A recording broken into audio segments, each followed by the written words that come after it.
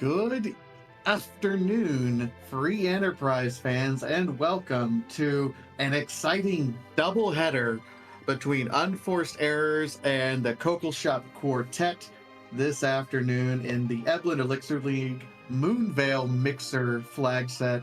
My name's Vitasia. I'm joined on the mic today with Scythe Marshall. How are we doing today, Scythe? I'm not bad, Vitasia. How are you doing? I am just now derusting after the Potion Party flags for about 4 weeks, and now we're in Moonveil Mixer. It feels a little bit different, doesn't it? Yeah, the whole not having to fight Zeromus for the first 4 weeks of the tournament has really, that's gone. We now have to fight Zeromus. They're full-length seeds, and it's really been full length. I found a lot of my practice and races so far have been very, very long. Let's say that. So I'm looking forward to a good hour and a half plus here today, this morning, whatever time zone it is for you. And definitely the power difference has been very obvious. Having Adamants, having Cecil readily available in many circumstances, lots of power. Absolutely. With that power, of course, comes greater responsibility. We do have to kill Zeromus, and we do have to complete 6 out of 7 objectives. So there is only one objective we can dodge. So there's a couple boss hunts in addition to the normal boss hunt of the Demas that we always have to do. Defeat Golbez or defeat the Fabul Gauntlet. Forge and Cave Magnus are always going to be on there. This is kind of an interesting amalgam of a bunch of different flag sets that were very similar throughout the past few years in Free Enterprise. That's just all kind of mushed together here. Yeah, you got E Can't Run from Zima Zone 3, you got Adamants from Adamant Cup, you got a couple of nasty boss hunts from, I think Zima Zone 4, Fabul Gauntlet, and Laliho League all had boss hunts. So lots of really interesting stuff going on. And looks like our runners are off. Here we go. Absolutely. We do have a Palom start, so we have a little bit of power available to us right away. With an edge? What is this? Yeah, Elixir as the starting item isn't great, but Edge is wonderful. Palom Anchor. I'm involved in the restream, so of course it's a mage hero. But you got Edge. You can do all sorts of stuff with Edge pretty early. Sheep is right. That was the Elixir for the Eblan Elixir League. Yes. Yeah. As we get started here, worth pointing out, Cockle Shop Quartet is on the left with Fiery Blizzard and Wind Fox. Leggy Starscream and Soka Sodax are part of Unforced Errors on the right. Now, just letting you know the implications. Unforced Errors has 1 win this week over Cockle Shop Quartet. So they are 1-0 against this team. So all they need is either Leggy or Soka Sonex to beat their opponent, and that would be the first win for Unforced Errors in this tournament so far. So a lot of pressure, but just one of the two of them need to win. Both, otherwise, Cockle Shop Quartet has to sweep for the win this week. So in the initial, couple minutes, you're always looking for looting a little bit. So Unforced Errors both went to Watery Pass. Team Cockle Shop Quartet equipping their Edge. You see dancing daggers were available. Might have been a couple of various. That might have been a starting item. Looks like Fiery is zooming up Hobbs. We'll see who the character and boss combination are up there. Yeah, I think that dancing dagger. Oh, it's Iridia with bonus round demist up here. Okay, we'll take that. Very thematic. Yeah, so I believe the dancing dagger actually came pre-equipped on Palom, so possible to get the just take that off. Say, hey, we can get you a rod. We need a little bit of gear for the highest level character to start swinging right now. So interesting that Fiery Blizzard immediately doing that. Otherwise, just comes equipped with a Charm Claw, which you. Charm Claw is not great, but Flame is pretty good for overworld spots, and Edge has just enough MP to cast it enough. We have a Waterfall check. That's a Sparkle. That's a D Lunar's fight. Goodbye. You can take it. There's no point. Yeah, not necessarily worth it. Even with Flame, that wouldn't be too terribly difficult there. Did also see, I think that was a change rod that was available after picking that up. So definitely some solid equipment for both of our black magic casters immediately. Fiery is also going to be checking in, saying, hey, by the way, I get a free summon here.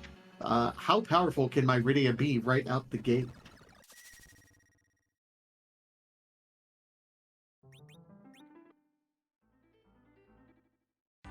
That is, I think that was Titan. Resets out of Titan. Yeah, I don't know. I like Titan. I don't know about that. I probably would get that personally.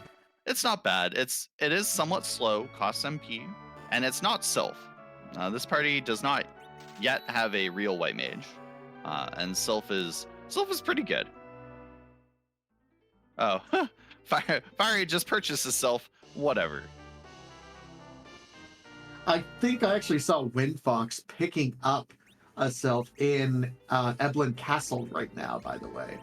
So that's will be great when Windfox eventually gets that direction.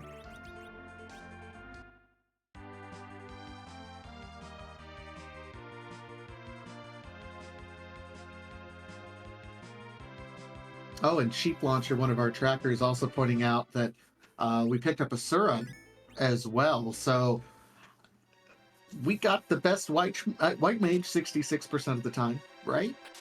Yeah. Soko diving Antlion immediately is rewarded with the Twin Heart. So that's an objective. Good for her. If I don't expect our runners to fade Antlion too long. So it's good, but it is good to have that knowledge so you're not hunting for the Twin Harp forever. Fiery will also pick up his Twin Harp. Yeah, and we'll see when our runners check D-Mist. That's a check to forget. Hey, I've forgotten it a couple times. We're coming off of, I don't know, just when you have so much else to do, you forget that, oh, by the way, I can do this Demus check. Especially when you get it, you're already planning your first 5-10 minutes of a race. You try to do something the same, and then you're thrown off entirely. But both Soko Sonics and Leggy Starscream are both doing that right now. So Twin Harps and D-Mists are just about done. Or Antlion and D-Mists, and yeah.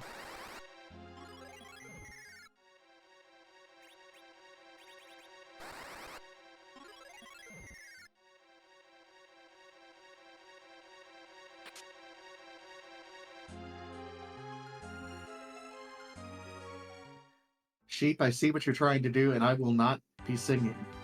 As much as I would love to sing that for you.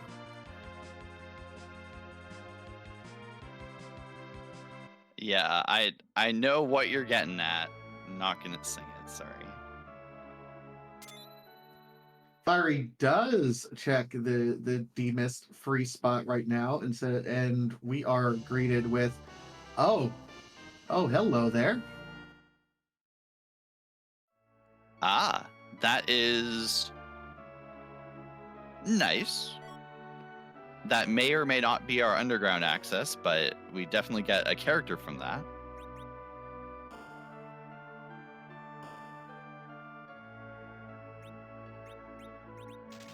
Absolutely. And a black belt available for sale there in Mist Village as well. So, which is a fantastic piece of gear for just about any melee fighter, what you're looking for, especially with, not everything is going to be so readily available. I mean, power shirts aren't just flowing out the stream, but um, so it's a nice pickup, especially this early in the game for our edge. Yeah, black belt's about the best thing you're gonna get. Leggy also gets her hook from Rydia's mom. Soko's going to Fabul to defend Fabul. We have a Sparkle. Oh dear. Oh, that's okay. You know what? That's not a bad. I will take that. Oh, okay. Yeah, that's fine. The week. It's one of those situations that, okay, yeah, it sounds bad, but when you realize he's just going to be nuking you pretty soon anyway, just just open things up and don't worry about healing, because it'll one-shot you whether you have full health or not. Yeah, and this party has enough DPS for it.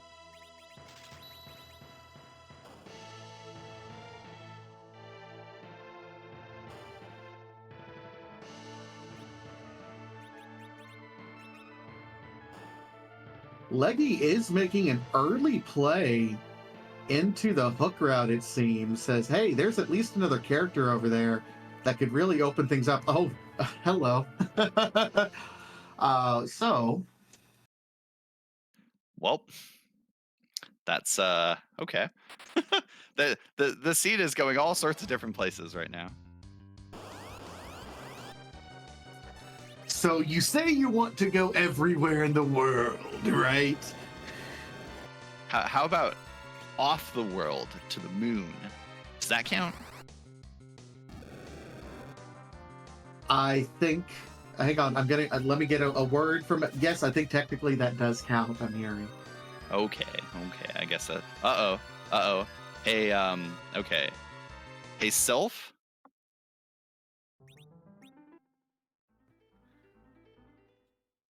And that's a wipe for Fiery. Yeah, you don't want to. Okay. So I get it, right? Sylph is a big bomb, so you can end the fight with Sylph. But if you don't end the fight with Sylph, you sort of run into issues.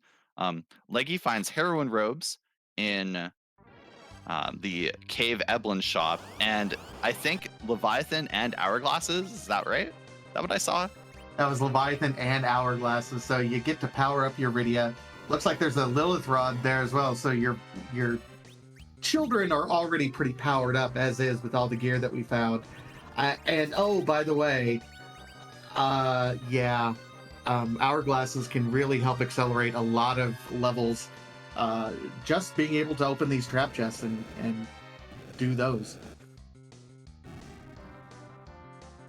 All right, Fiery through the fight, bounces Mega Nuke off his characters. Rydia doesn't get X speed. It's fine.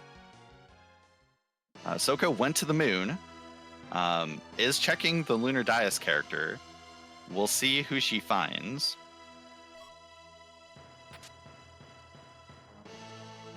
And Leggy finds Sid on the hook route. Oh no. Soko finds the Lunar Dais Tella. Boo. No. No. Anyway. Sorry, that's biased. I don't like Tella. Tella's a great character. The reason some of us are complaining, probably, is that Tella enables the D-Machine grind in the Giant of Babel. And so this allows you to get lots of early levels at the cost of doing ordeals and then doing very interesting, doing some manipulations. we'll say that to make sure you get the fight. One wrinkle on this flag set is that the E can't run flag is on, which means you can't run from fights. And so if you can't do somehow the usual manips that you would do to find the D-Machine fight. So you'll see runners do something called the Baron manip. There's a nice little chart for that, like there is for the usual manips. We'll see if our runners do that. Right now, Soko is probably attempting to fill out her party. She only has 4, so into Baron Inn, where she finds Kane and the Antlion, and we'll see who the second spot is. Looks to be Baigen. This is, I mean, not bad for Baigen. We can, launch a Drain Spirit to the middle, and certainly, make relatively quick work with the HP pool here. Split between 3 different spots makes it a little bit easier. And Titan is a good summon, so Absolutely. So, this seed really does seem to be tailor-made. I know people like to complain about D-machine grinds and setting up and doing that agility, that manipulation. But if there was a team that was ever like custom built, having 2 black mages to do it, it feels like this is it, right? yeah, it's not. I don't love the D machine grind, but I think this is the seed to do it probably. It's just a little bit tricksy because Palom has to get through whatever the Ordeals 3 fight is. And if that's Valvalis,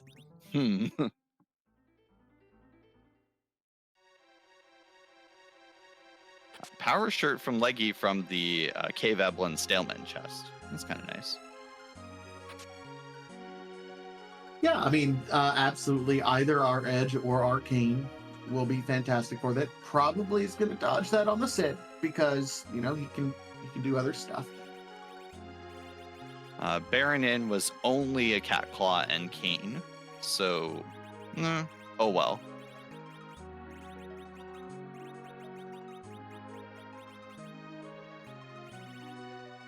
Fiery and Leggy both doing some shopping. I think they're both in Cave Eblan right now. Yeah. Mute Knives are there, and I think that was that a ninja sword? Yeah, that was a ninja sword. Ninja sword. So our Edge is now back row glitch. Everything is setting up very nicely. Leggy is going to be backing out immediately. Says, I don't, not necessarily needing that character. Of all the folks who have done all the checks, because everything did open up quite wide for us, Soko So Next is the only one that has checked the moon so far, and really, I think we can agree that as much as pain as it causes us, the winning play here is getting your Tella, getting him online, and then going and doing that D-machine grind, because that kind of unlocks everything moving forward. Yeah, Yep. We'll see what Fiery chooses to do. He's got a party. He's got some gear. Leviathan is not particularly threatening, though we don't have any berserking yet. I don't think we've seen any Bacchus wine. I don't know if Soko Sonics checked the moon shop. Did you see? I don't believe she did, which I mean, that would have been great information if we found Bacchus wines or sirens up there. But either way, I think seeing that Tella kind of confirms, well, this is what I got to do. Like, as soon as you see Tella and you have access to darkness, it's one of those. Okay, I guess this is what I got to do. Yeah, Windfox will soon also have his darkness crystal and be in the same predicament.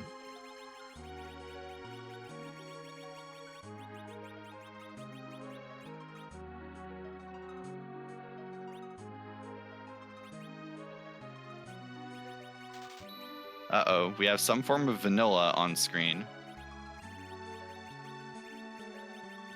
Looks like it's French vanilla. So Mylan Z, just kind of taking a side trip across the bridge, feeling courteous, decides not to try to stab you in the back today. So I appreciate that. Mylan. I really do, but you're gonna have to die anyway. Yeah, Soko almost pulling out Titan would not have been useful. Good choice to avoid casting the Quake spell against, the one. Well, I guess there are a couple bosses that don't take damage from Quake.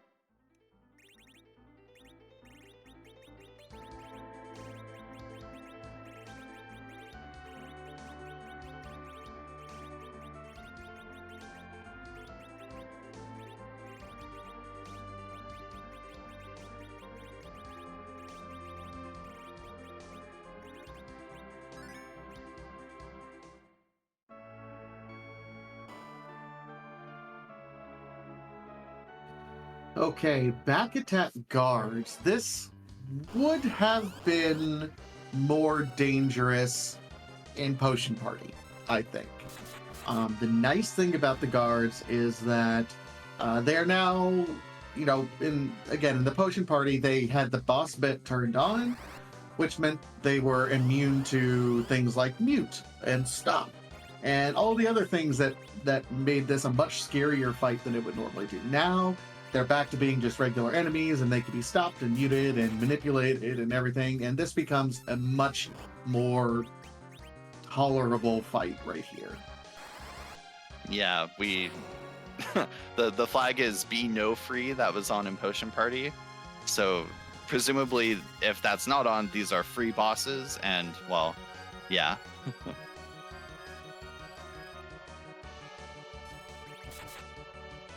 Looks like Windfox has raised the whale, is going to the moon as well. We'll find his tello. We'll see if he checks the shop. Interested to see what's in there.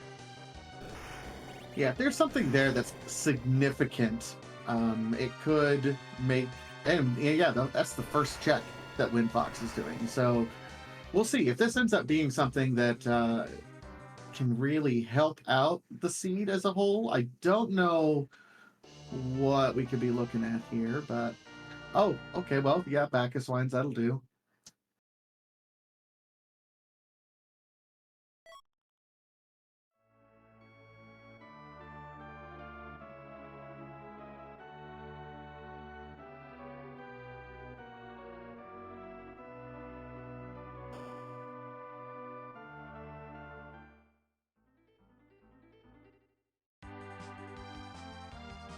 So, okay. Is this gross? No, right? This This Mega Sister's fine. It's fine. It's a little bit gross. It's okay. We can call this a little bit gross.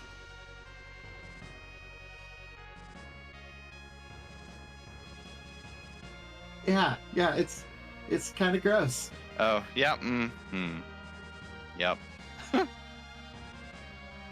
So Soko resets. That's okay. So she knows she needs to do this because the Baron Key is the reward from ordeals, and so she needs to find some way to get through this spot.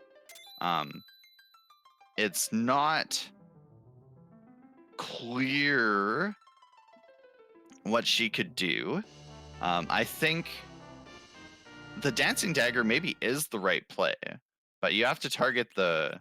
Like, I think Palm can tank a physical, but he can't tank the magic attack.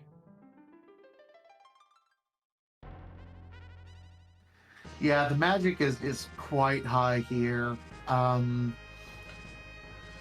We'll see. Who are you hit? Okay, gonna try to hit. Oh, yeah. Front. Okay. Neon reminding us that, yes, Palom has a rune ring, and so will not take much damage from the physicals.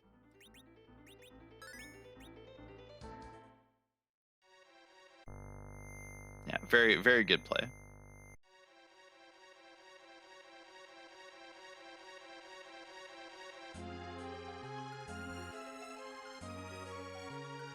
Hey, Vitasia, what do we see on Leggy's screen? Oh my! This is a play. It's an objective. So, I think it's fine. right? It is. I think it's pretty early, but I think we have enough levels. I think this is fine. This is a fantastic. Yeah, it's complete Cave Magnus is an objective. We already have the harp. So we're gonna get a little bit of harp music here. Almost directly, it's music time. Yeah. Just a quick note: we saw Fiery taking on the hair dryer's chest. There's no key item option here. It'll just be some high tier reward, hopefully, and also a lot of XP. I don't. If he's raising his party members, I think he's not going for a slingshot. And Soko did get through the fight very well done the second time. Yeah, so there's the week out from Dark Elf. So I guess DJ Spoony B is going to give us some tunes soon. Enjoy.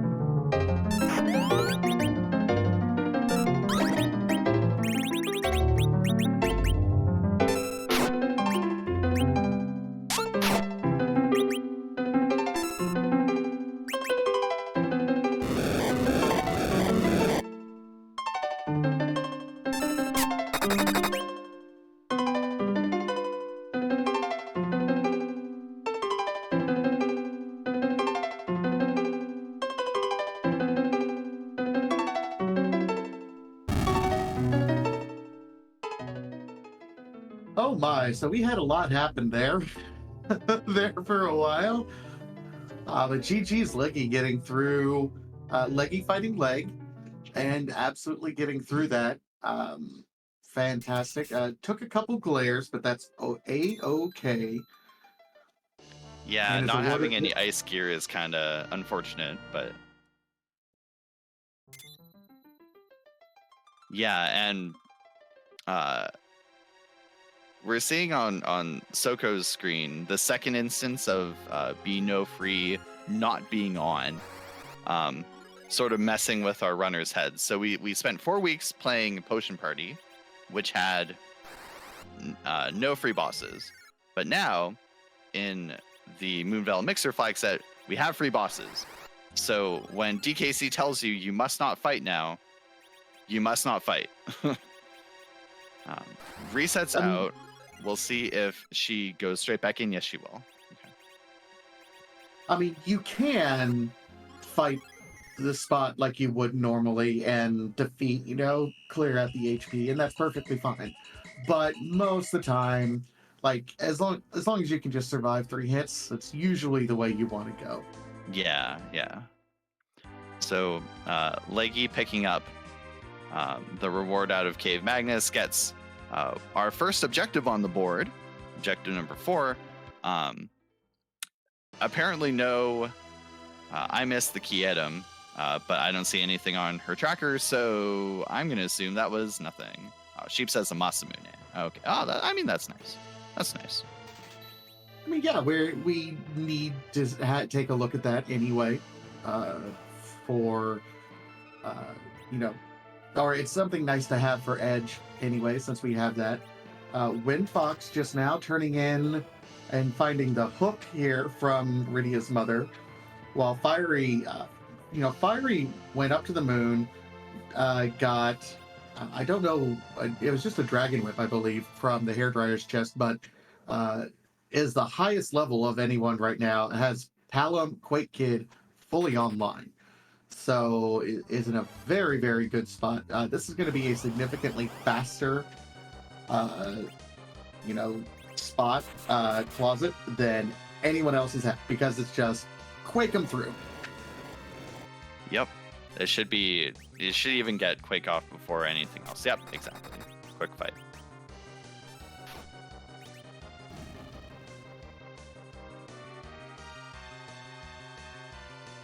All right, Soko getting through DKC the second time around. Justice is not the only right in this world. Physical attacks are the other right, but only if appropriate.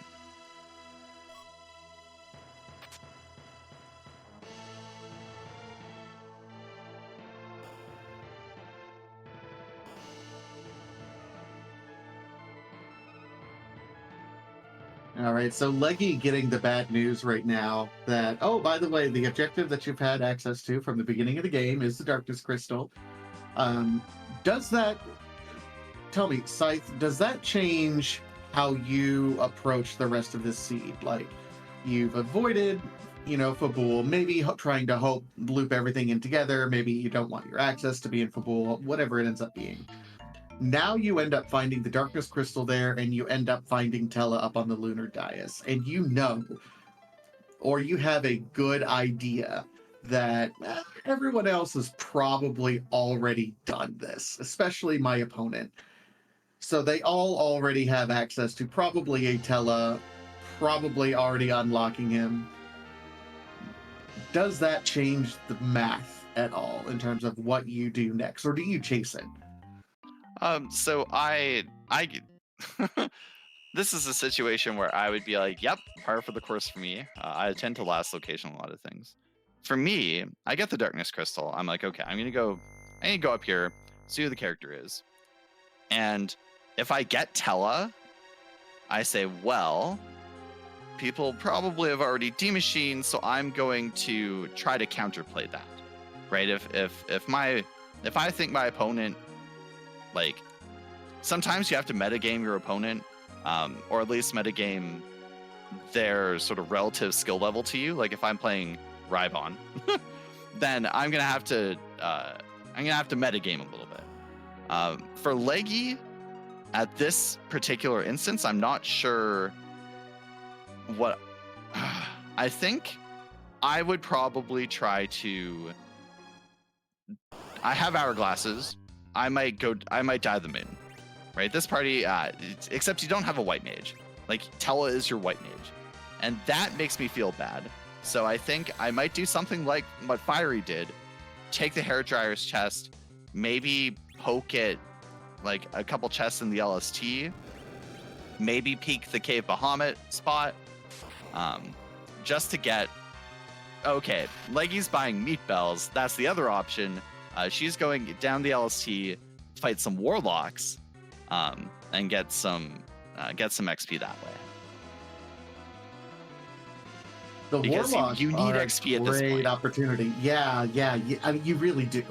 XP. I mean, and that's why we talked about D Machine so early, because the earlier you can get your full team online and ready to go and blowing through bosses, so you're not spending a whole lot of time on them, the better. Oh, we have a reprise. I'm sorry.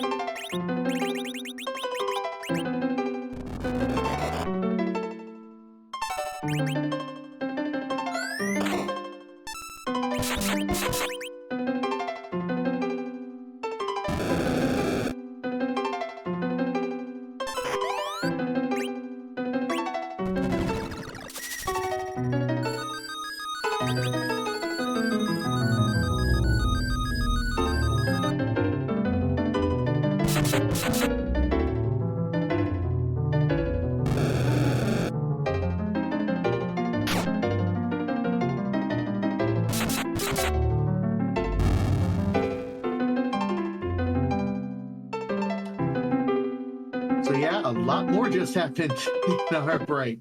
Leggy reset out of the Talus, said, "Nah, I'm good." Maybe making that counterplay that you talked about, saying, "Nope, that's what everyone else is doing."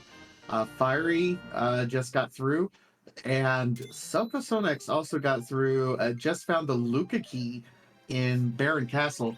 A little surprised that we didn't see an immediate, at least, check of the Baron basement. I would have liked to have seen that, just because if it's something free and you have an hourglass, throw it.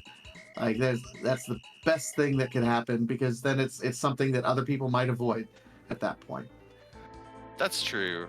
I'm sort of, yeah, like as Sheep mentioned in chat, we are running a little bit low on free bosses. There's like Water Hag and Dark Imps left, I think, in terms of our free bosses. I think we've Kaipo seen Guard. Water Hag too. We've seen Yeah. Water Hag, okay. Yeah, Kaipo Guards, yeah. So we're running a little low on options here.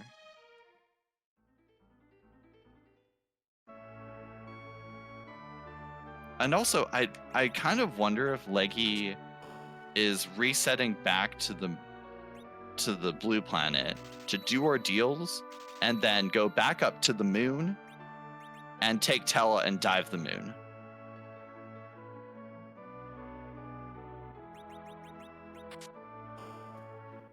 I mean, it's possible.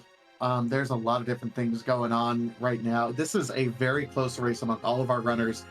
Keep in mind, Leggy and Soko are on the same team over here on the right side, and Unforced Errors. Fiery Blizzard and Windfox are on the same team over here in the Coco Shop Quartet. Unforced Errors just needs one of those two to beat their opponents, and they win and get their first victory of the tournament. So a lot of pressure on one of those two, and they're both running very, very well right now.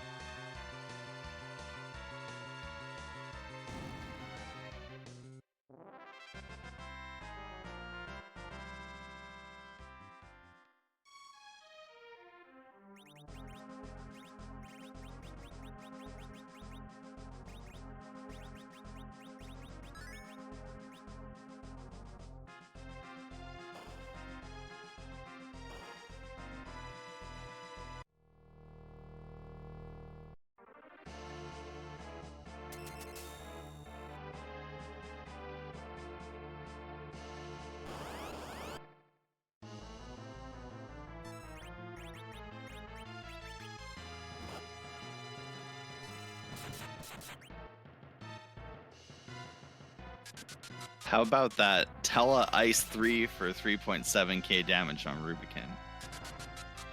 I mean, that's, I mean, a little bit impressive, in part just because that particular spot has such high magic defense. I didn't think even hitting a weakness, it could do that, but we'll take it.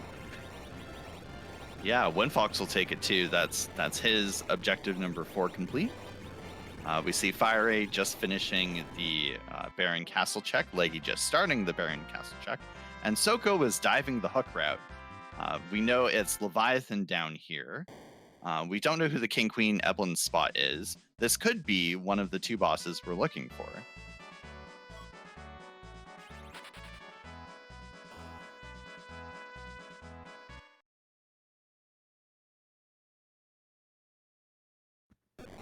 Does appear to be opening treasure chests on the way down, probably trying to get a little bit of experience here. Yep, no, this is push B to jump, can't go that way. Soko, it's okay. I wish one day we'll have push B on a tournament flag set. It might be Zima Zone 53, but we'll get there. When we debut the Ocho, that'll be the push B to jump. The tournament start. How about that?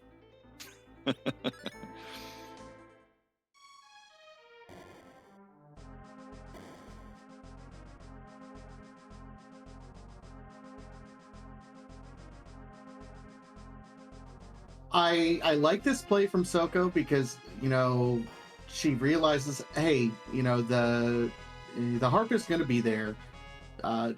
Not sure. I mean, with the entire world opened up, probably not entirely sure whether or not anyone has made it to the underground yet. So taking the time to say, hey, this is what we got to do.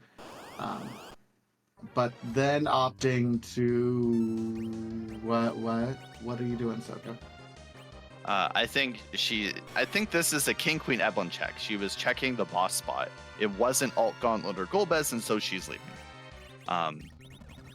Honestly, I don't hate it because you're looking for the bosses, and if she had spiked it, there you go.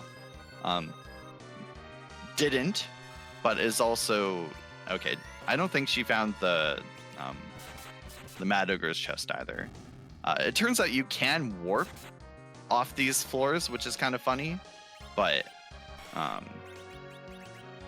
yeah, you can't warp out of the very last floor, so it's kind of obnoxious that way.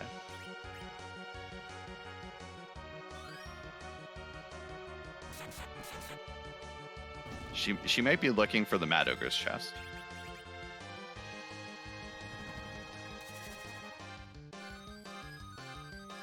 Fiery Blizzard, I believe, is this the Baron basement spot?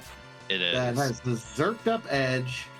It looks like has a zerked up cane and getting ready to eat a bunch of Globe 99s here directly. So has to get people up because they're gonna fall immediately.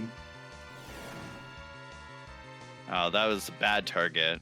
This spot only has about 1,800 or 18,000 HP. This spot, or at least the big orb does. Hitting edge was sort of a bad choice, a bad outcome. I'll say.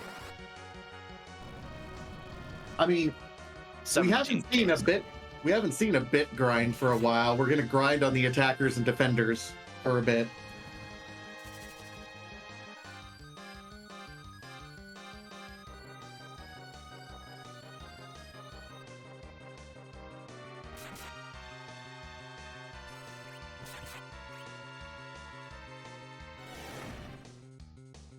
Okay, Leggy finds her Luca key, is saving, and is going right back in. So Leggy will also see this orbs here. Soko is diving Castle Eblan, looking for some gear. So Castle Eblan has some very high tier loot in the monster boxes. So we'll see if she finds an adamant armor, say. That appears to be samurai arrows on Fiery Blizzard's side, but that is an objective down for Fiery Blizzard. Meanwhile, Leggy Starscream takes a peek, says, "Nah, I'm good for now." That's just a pure objective up right now between Fiery Blizzard and Leggy.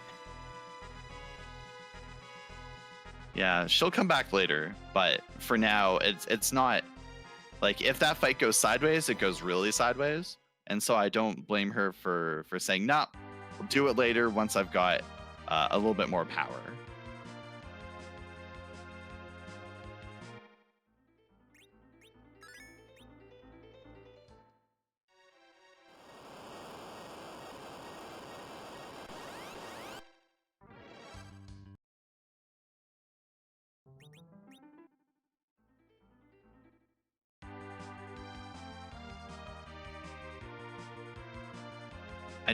Are all of the monster boxes in Castle Eblan in the left tower? It sure seems like it, doesn't it? That's, I think, one of the least dense locations. I mean, there's not a ton of locations up here.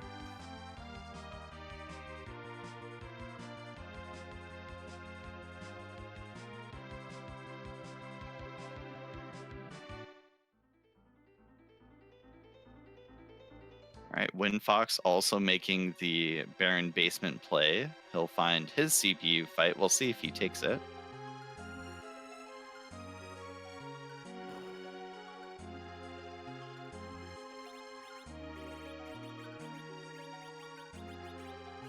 Leggy and Soko in the same fight.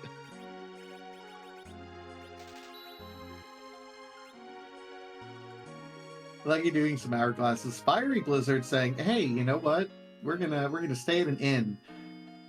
N%. I think that's got to be one of these days. We should do an objective that just says you must stay at this inn." I don't mind that. The Cave Eblan Inn is... I don't remember the last time I stayed at that one, but like, it's not bad. It's not the Marriott down in Feymarch for sure, though.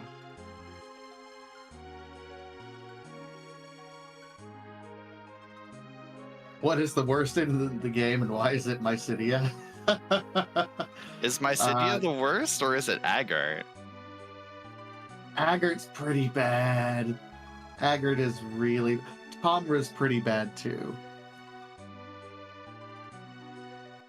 I keep forgetting Tomra even has an inn.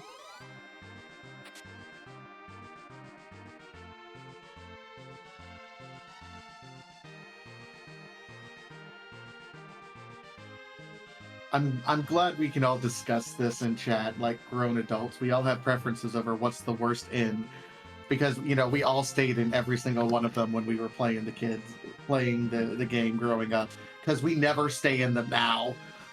Yeah, like why would you spend money on tents and cabins when you can just stay at all the inns for less money? Sometimes. Rarely.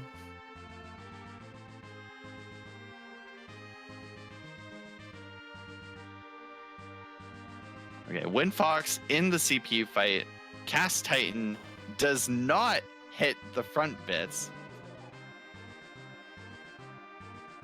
That's some targeting for you.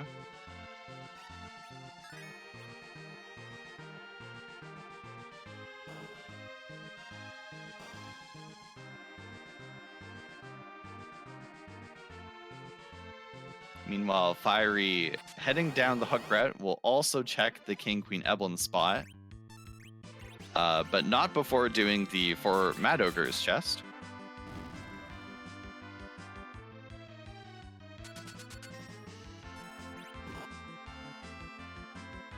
I gotta say, I am absolutely flummoxed that I think you and I both agree that this seed just screamed D-Machine grind to us very early on, and no one has done a D-Machine grind. Well, yeah, I get it, but also, you have. I think doing it too. Yeah. You have an edge. You have like Leviathan even. Like you've got some options that don't involve the G machine. I think if instead of one of our melee characters, if we had seen a Rosa, then maybe the option is do the D machine grind, because then you have 3 mages, you got easy reflex strats set up. Maybe that's your play. Here, our runners decided, nah, we're good. We'll do other things.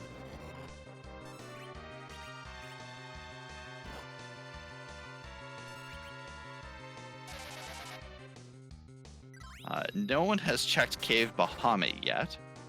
I think our runners are going to end up going underground first. Fiery is through the Octoman. Will be taking on the Leviathan fight soon. Leggy is also on her way down to the hook route, or to the bottom of the hook route.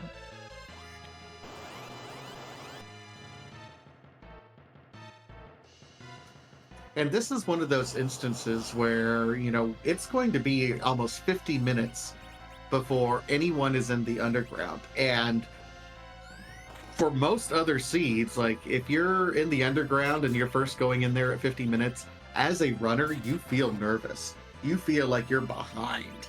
But in this seed, like we've had Twin Heart, Baron, we've had the Darkness Crystal that we could go ahead and do. There's so much stuff that we've been able to do. Like 50 minutes is a great time to get underground, but I still think Fiery may feel behind, even though, you know, when you look at everyone on the stream, we'll be the first one underground. Yeah, I'm with you there. I would feel, well, depending on what I spent my time doing, like having done Baron Basement already and Cave Magnus, you don't feel so bad about it, but you do feel at least a little bit bad.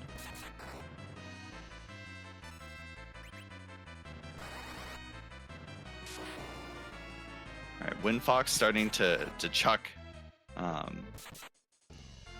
his entire inventory at the back of the CPU. I think we'll get through the fight this time. It's slow, but I think it's safe at this point now. Absolutely. And that's the thing about the CPU fight. Like it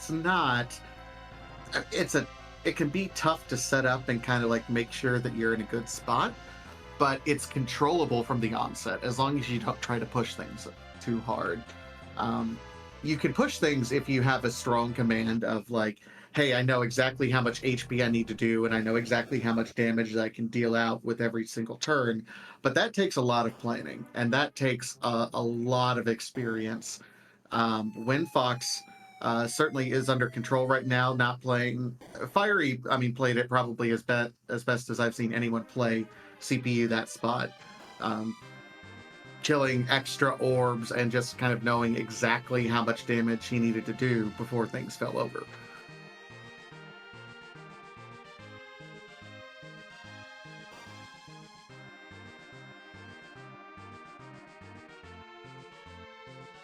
All right, so we have Leggy in the Leviathan fight, Soko about to be in the Rubicant fight. Looks like Fiery will be the first person in the Falcon in about 51 minutes and 37 seconds and change. So that's not too bad. We'll see where he goes next. It's unclear what you would do. Dwarf Castles is a strong play, and it looks like that's where he's off to. I like the Dwarf Castle play. We can do 2 key item checks because we do have the ability to warp. The interesting thing is, how long do you put off checking Luca Cave? We still have 2 boss hunts that we're out there looking for in Golbez and Fabul Gauntlet. Not that you want to see particularly either one of those at that spot, but you can't completely ignore Luca Cave even with the warp glitch on, right? Yeah. You don't love going down there. Oh, okay. Sorry. We found sirens. Sirens are available. They're in Dwarf Castle. So take that, D Machine. But yeah, I think in this case there's so many other things you could do first though. Like it's sort of I think it's a little bit of a gamble to do the sealed cave check early. True. Yeah, I mean, you want to give it a second, check all your other things, but like, if you don't find either one of them, and then it's like, well, the only thing left to do is go into the moon. I feel like you have to check it before you go to the moon if you have the Luca key. I mean, the moon. Like, if you're going to the moon, that is 5+ bosses, right? No pass though. The no pass is kind of unfortunate. I think without the pass, maybe you do go there first. You can always reset out. It's fine. And Val here. Windfox is almost through CPU. Sorry. No, this will be great for Windfox. Meanwhile, Sonak, she is done with the Twin Harp, so complete music for everyone at this point in time. Windfox about finished up with CPU. Fiery Blizzard with a very rude Val here. Yeah, you don't like Valvalis at this spot. She has perfect MDef in Tornado phase, so you can't hit her with spells. However, we have Kayn and some Hanzo Steel and some Strength Plus gear. So like, even though she does get a bunch of defense evade multipliers as well, I think like Kayn's jump is too good, and this spot isn't very fast. This is a really good thing we had Kayn. Okay. Oh, hi, Cecil. Yeah, thanks. Okay. Uh-oh. And we're taking a Paladin Cecil. That is another character located in Dwarf Castle. I've seen a lightsaber. I don't know if I've seen anything else. But our sweeper is our hero in Palom, so I can understand certainly saying, now I'm good with my black magic. And just say, and be like, yeah, I'll get levels and I'll be good. Yeah, I think this is the right play. You have 3 Zerkers, Mage Hero. You don't really like Tella as your white mage, but if by chance there are Bacchus wines in, say, Tomra or the Fame Arch, we haven't been there yet, we should be pretty good for making this party work. Now, Bacchus are on the moon. Bacchus are on the moon. Is on the moon. I was going to say, can they be in multiple spots? I don't think so. Nah. Maybe if it was the Tomrish, it was the Coco shop. Maybe. Yeah, I don't know. But anyway, we have seen Bacchus, so this party isn't as poorly off as it could be. So Soko, almost to the bottom of the hook route, will take on Octomam into Leviathan soon. Leggy is through, well, mostly through Valvalis. I missed the Dwarf Castle item. It was Earth Crystal. It was a big one. Oh boy. That's an objective item. And then Pinktail's also very nice. There's our first adamant armor of the seed. Just in time, huh? I was gonna say, yeah, just in time. We now officially have our Cecil, and we have access to an adamant armor, and hey, we also have the Earth Crystal, so maybe one of those chests is gonna give us a shiny stick. I don't think it can, right? Because we're max tier 5. Max tier 5, that's right. Okay, so no shiny sticks there. You're right. Yeah, shiny stick could be at the Flame Dog chest. It has been there in the past. I think. Ooh, Leggy ditching Kayn for the Cecil. Interesting. Yeah, I think I'm going out on a limb here, but I think that's mostly because we're without a white mage, and between Sylph and Asura, That's much more reliable healing. Doesn't have the Tela, by the way. Remember, Leggy ditched the Tela, so that's our healing. I probably would have ditched the Sid personally, kept the cane, but yeah, Sid has HP, so he can be a chemist. He is a pretty good chemist. A little slow, but you know, here we are. Windfox taking Castle Eben monster boxes. We'll find them all in short order. Nasty Hill up, but getting there.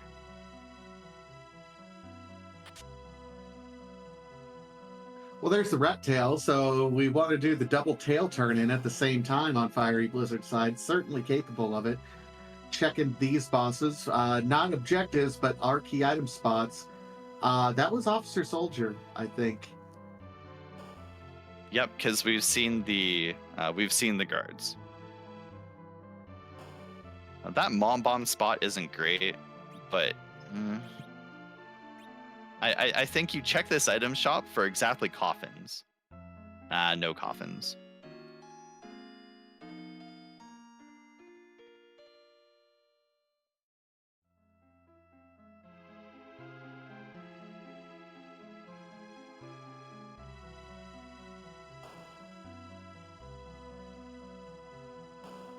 Yep, and now to save, and we're going to take a crack at the Officer Soldier. These don't hit terribly hard, I don't think.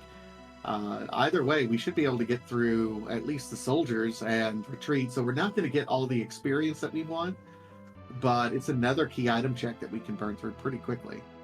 Yeah, and this spot doesn't particularly have a lot of XP attached to it, but did I see Fiery like move to the right as if he was going to take on Mom Bomb? Yep. Yeah. I mean, it's interesting because you do have a Cecil who can cover, and it just does physical damage until the explosion. The problem is he has 0 armor on.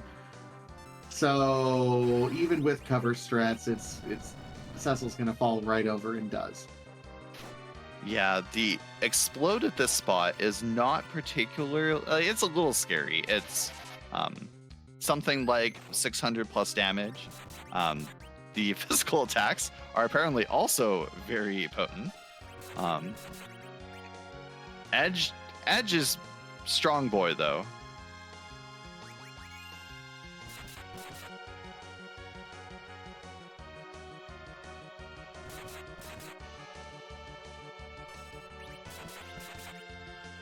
I am a little bit concerned.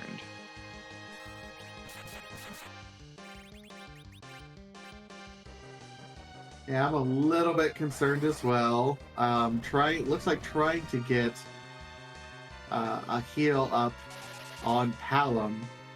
It is going to explode, but I think we're going to be okay. Wow. Good clutch. Let's see if this pays out.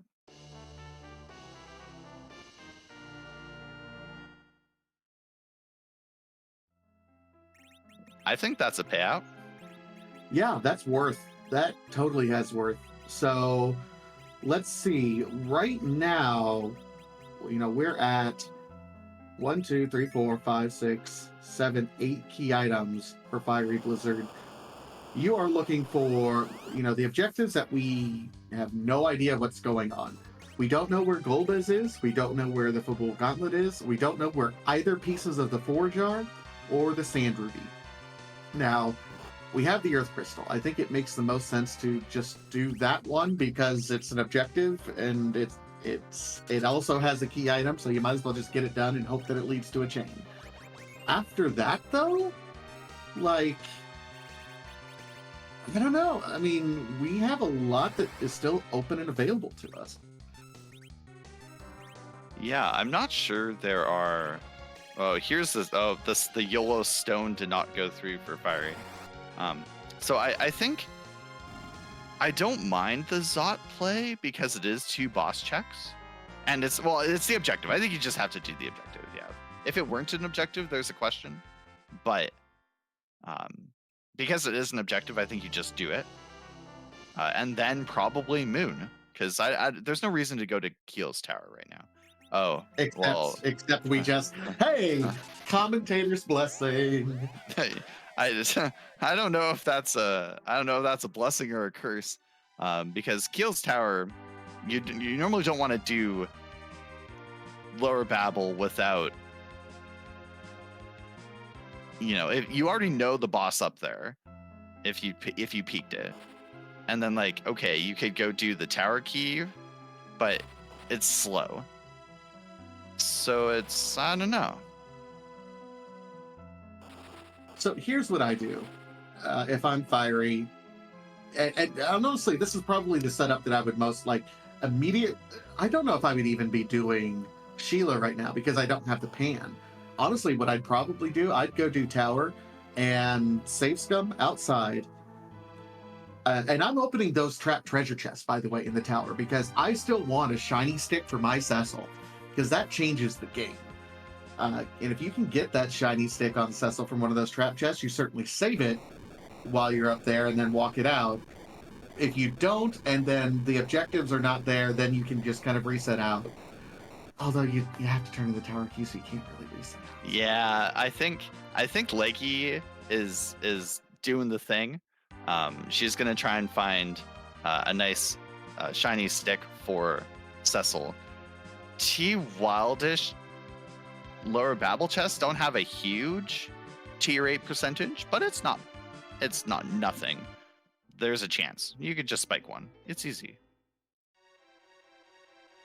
Meanwhile, Fiery choosing to turn in the 2 tails. I think this is a good choice. Because you get your admin, that's a big power spike. And how would you like a legend sword as well to go with that? And you get half an objective.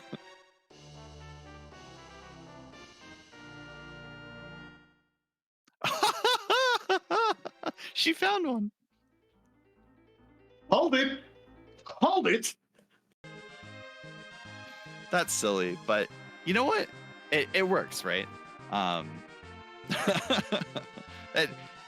Right, if and now you don't have to open a chest, right? You've got Excal Cecil, he'll be fine. Now you just do your objectives. Well, I guess if you're here, you're gonna do the tower stuff, but after that, just do your objectives. Yeah, everything else is fine. You got the sirens to be able to go through. Fiery doing all the freebie checks right now in addition to the turn-in. Hey, so that's the magma key. I don't know if I'm going to reset out of that because that's what 1, 2, 3, 4, 5, 6, 7, 8. Okay, already has 10 objectives. Okay, if that would have been the 10th objective, I would have kept it. Oh yeah, I agree.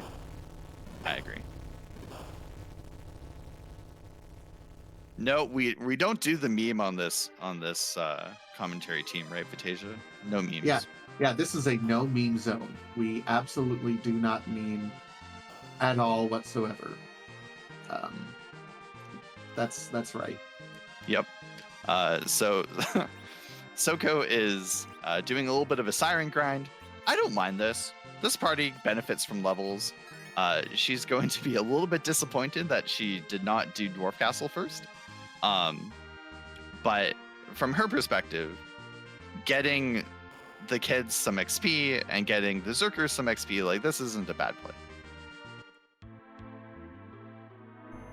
No, I generally like that. I mean, I like trying to do at least a little bit of a grind so it makes anything that you have to fight in the underworld just a little bit easier.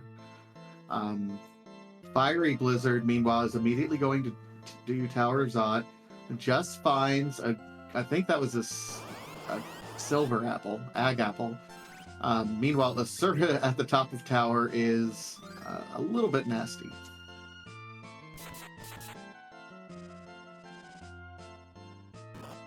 Ooh, I am suddenly very worried about Soko. Oh no. When was the last time Soko saved?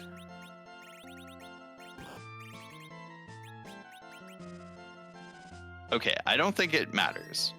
I think the jump gets through. Yeah, okay. Phew. Whew.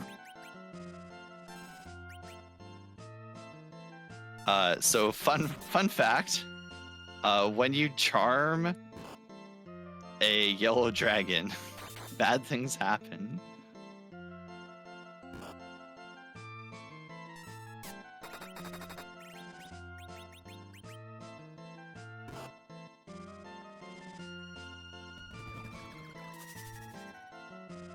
Alright, so Zot 1, Kainatsu.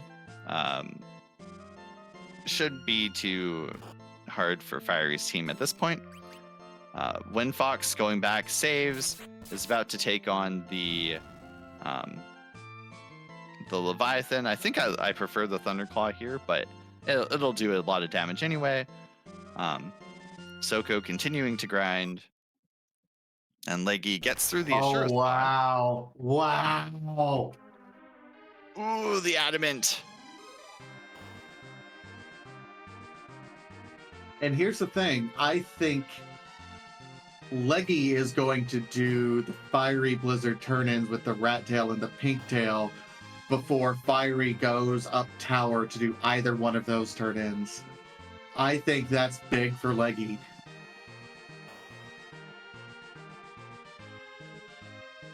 Huh, yeah. I don't know if Fiery's gonna go. Like, what reason does he have to go to tower?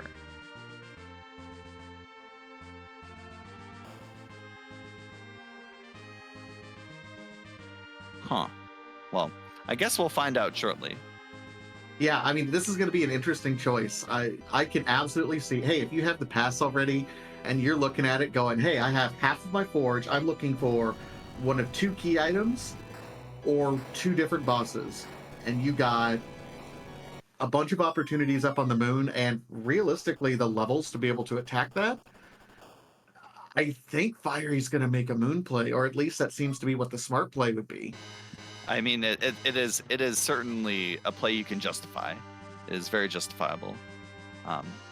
The tower key check, the super cannon gives package. That's not the sand ruby. Zot 2 is plague. Yeah, that's not scary with this team.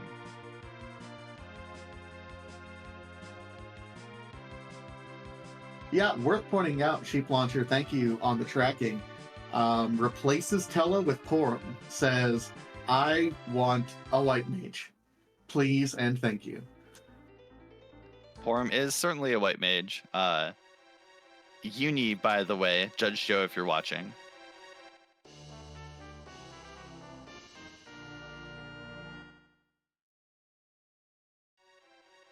And there's Leggy's Legend Sword. So she's going to forge. Palm's forges aren't amazing, but it's an objective. And so what does she have available right now? Other than that, has not done Baron Basement. Still needs to do that. But other than that, also the Earth Crystal hasn't been touched. So looks to be, hey, said, hey, we're going to do Earth Crystal first thing. Yeah, makes sense. I think at this point, she can be in boss hunt mode if she wants to be. That's like, she needs to find Golbez and Fabul Gauntlet, and then she's good. Will she find them soon? That's what we're not sure. We don't know yet. Wow. So what? Hey, Vitasia, remember how we were saying it like we couldn't find a reason to oh my god. Yeah. Wow. So Fiery just made liars out of both of us. So yeah, all right. Well, the interesting thing is he puts the Thunderclaw on and then is skipping chests. I think he just skipped the X-Cal that Leggy found. did, in fact. This was not the chest. It was a different chest that Leggy found the X-Cal in. This is a completely different one. Probably just trying to find some low-hanging fruit. I mean, found a defense sword. Okay, I'll take it.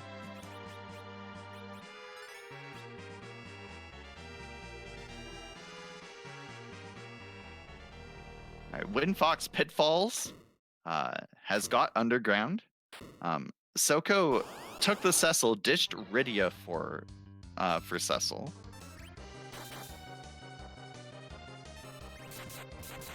Very interesting.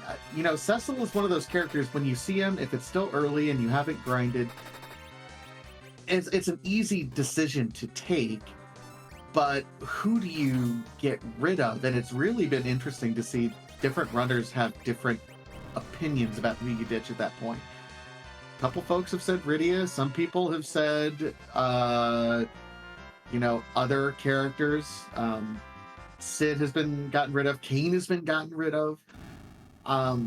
Just really curious rationale. And this will be one of those questions that I ask at the end. Like, okay, what's your strategy when you get Cecil in that position? Because you have to have a plan when that happens. Yeah, I think something that I'll ask is probably the lower Babel plays from Fiery and Leggy. Like why do you prioritize that over the moon? Do you need, like, are you looking for the power, or is it like key item checks and boss checks like that? For me, I think that'll be a really interesting fact, because Fiery choosing to go Keyless Tower, well, Key Full Tower, I guess, is going to make this a race. This is definitely a race.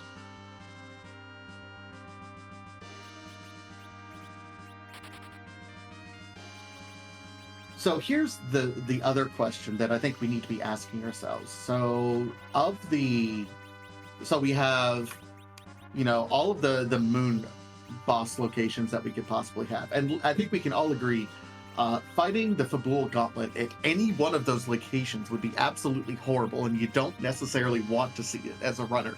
We want to see it as an audience, but the runners don't necessarily want to see it. As someone who has recently fought the Masa Altar Alt Gauntlet, I don't know if I want to relive that on stream, but you know. Exactly. The White Spear Altar and Ribbon Room altars are not awful for the Gauntlet. Like, you end with 2 trigger fights. They're slow, but it's trigger. Just don't cast Lit on it, really. Okay, catching up on some of our runners, we have Windfox is underground, took an in-stay in Dwarf Castle, is now taking the 2 fights here. Soko just finished those fights and is now heading down the Fey March. Fire is at the top of tower, and woo! There is Edge. Edge is pretty strong with the mute dagger. Just a little bit. Okay, so I'm trying to do some math here, and I know math is generally not allowed on the internet. Like, there's no logic that's supposed to be ever on the internet, right? It's a fine. I'm a mathematician. I can back you up. Okay, I appreciate this. So we have 6 possible boss locations that are on the moon, and we have 4 possible boss locations that we have not seen that are still on the blue planet. We have not seen Giant 1, we've not seen Giant 2, we have not seen Luca, and we have not seen the package boss. So there are 10 possible locations, and we're hunting for 2 bosses in those 10 locations. We're getting really close to having a pretty significant to high percentage of something rude being in this seed, because package, Giant 1, Giant 2, and Luca are all what I would call rude locations for either Golbez or Gauntlet, just for any objective. Combine that with wherever the Gauntlet is going to be rude no matter where it's at. This is going to be fun. Yeah, it's definitely we're gonna find some memes. There's some memes in this seed for sure. Leggy is heading back down to Baron Basement, decided she has enough power. So CPU will soon be short-circuited shortly. Package for Fiery Blizzard is going to Forge. Immediate Forge. Looks like Soko's taking the officer fight. Mm-hmm. sorry, go ahead. No, I was just going to say, I really like, you know, just if you want power, let's go ahead and get Palom all of his power. Oh, Neobari, I'm so sorry, I forgot. Oh, you wanted power. You like power? The Forge has power. Power shirts, Stardust rods. I mean, the Stardust Rod is a little bit rude, considering what we're picking up right here is a Triton dagger. That is true. It's for that Rydia that they tossed.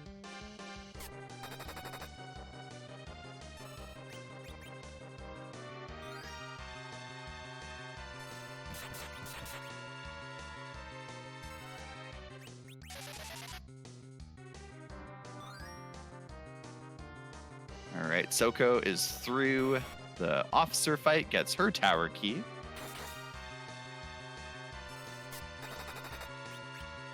And we see another Tella ditch. Windfox took Cecil over Tella.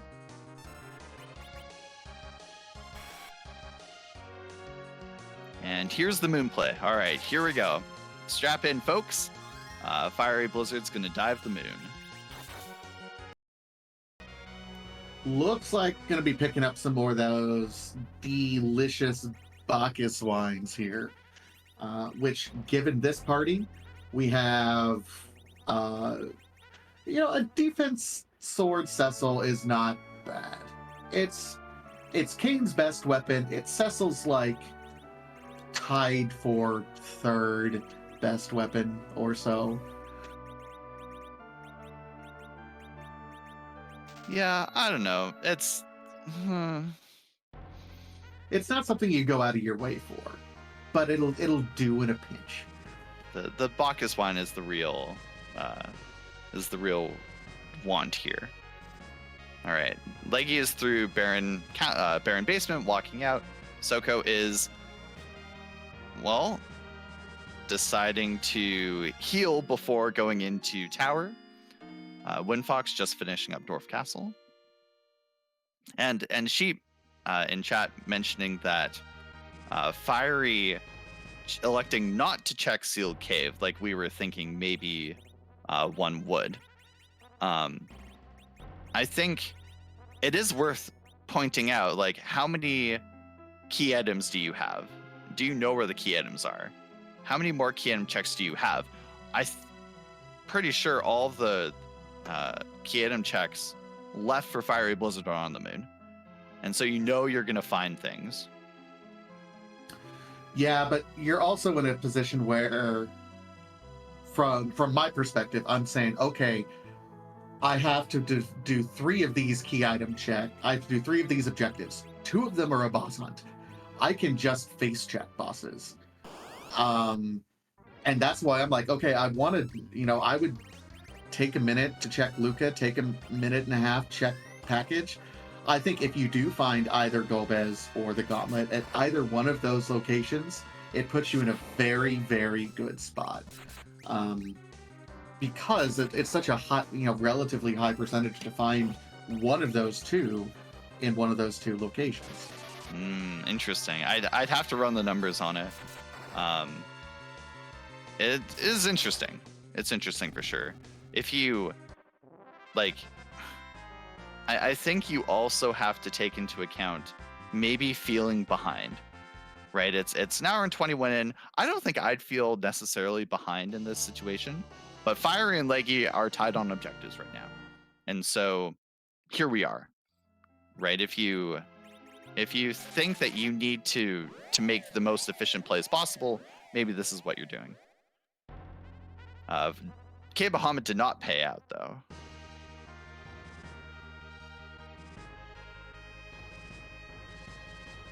So I guess, yeah, that's the mental calculation that the runners have to make right now. Is it, you know, do you just go to the moon and continue to full clear, knowing, hey, if I just happen to bump into the sand ruby, it's got to be up here because all the key item checks are otherwise done. Like, okay, I'm going to bump into the sand ruby at some point along this path, and I hope I find one of the other bosses as well while I'm on this path as well. versus what Leggy is doing and doing the Luca key check and saying, hey, I just need to face check bosses and just take my time one at a time. Only kill it if it's on my objective list. Yeah, there you go. So here's the divergence, right? Here's the divergence in the seed for Fiery versus Leggy. This will be a very interesting to see how this plays out.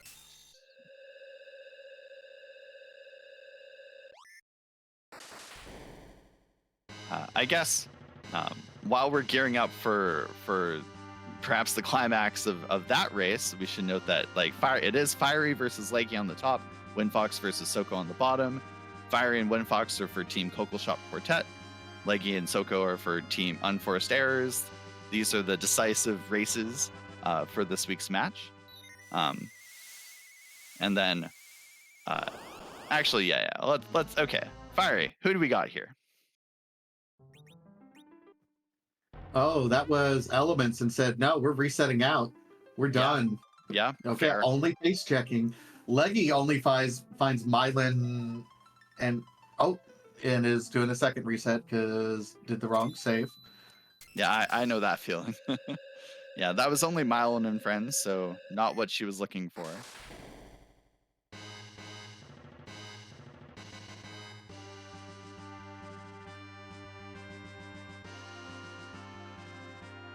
Where will she go next?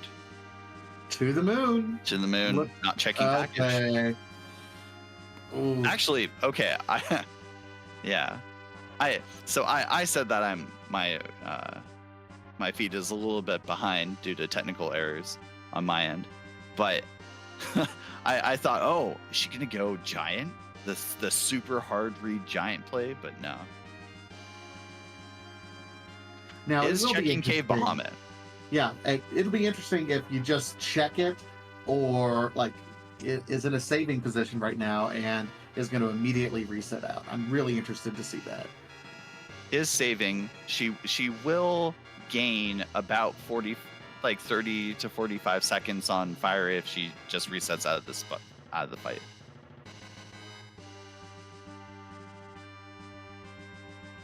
Doesn't check, is just running right to it. Okay.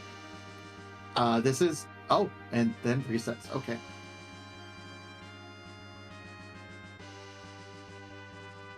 Meanwhile, Fiery is doing the full top down, is checking the Crystal Sword altar.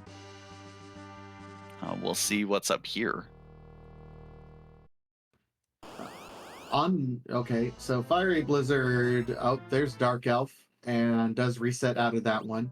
Meanwhile, Windfox is saying, hey, Earth Crystal's an objective. I'm going to go ahead and do my objectives.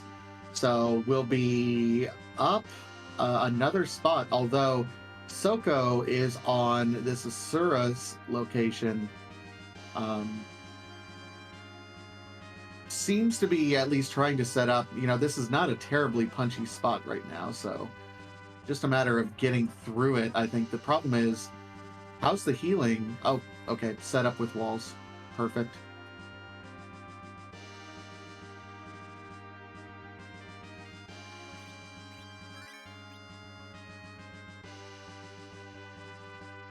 And she's through. So, well done by Soko. That gets her. This was the adamant up here, right? I believe so. Yeah. Okay, karate fight up on the moon. There's only 2 more boss checks that we have up on the moon. We have not seen either Golbez or the Gauntlet yet.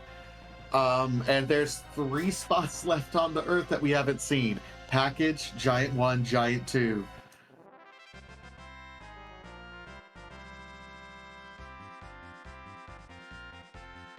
Fiery takes the karate fight because it is free. You just bonk Yang with Cecil after it cues the second kick. Gets a Masa for his troubles. Not the key item he was looking for, but Hanzo Steel, so it's fine. I mean, double Masa Edge is pretty good, I suppose. So Leggy is heading to the mirror altar. We know this isn't a boss she's looking for. Did she save after collecting Tella? She had not. So, oh no.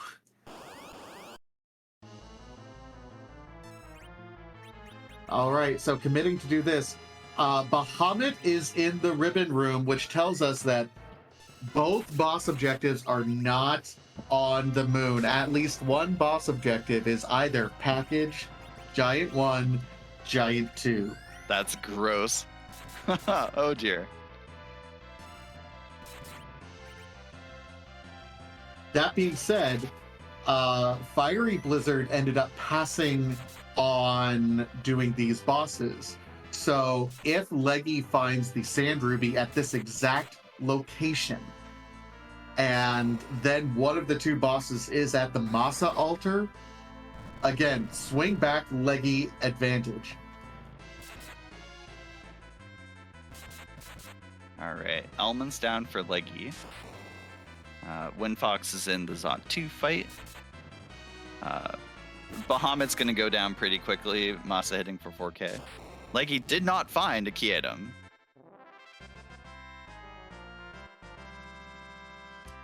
Yeah, just a crystal ring, unfortunately. So, exiting out. Oh! Okay, resting. Okay.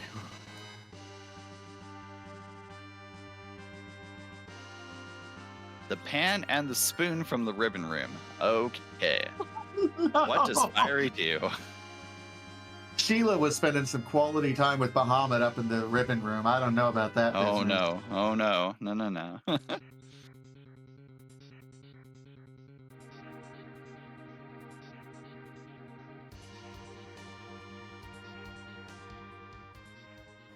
Alright, Soko's got 10 key items, doing a siren grind. She'll get her levels. Windfox completes the Tower of Zot objective. Oh my god. There's our comedian. And Fiery Blizzard says, okay, let's reset out. Let's take a moment. Let's set up properly. Piggy on all of your melee fighters. Minnie on everyone else.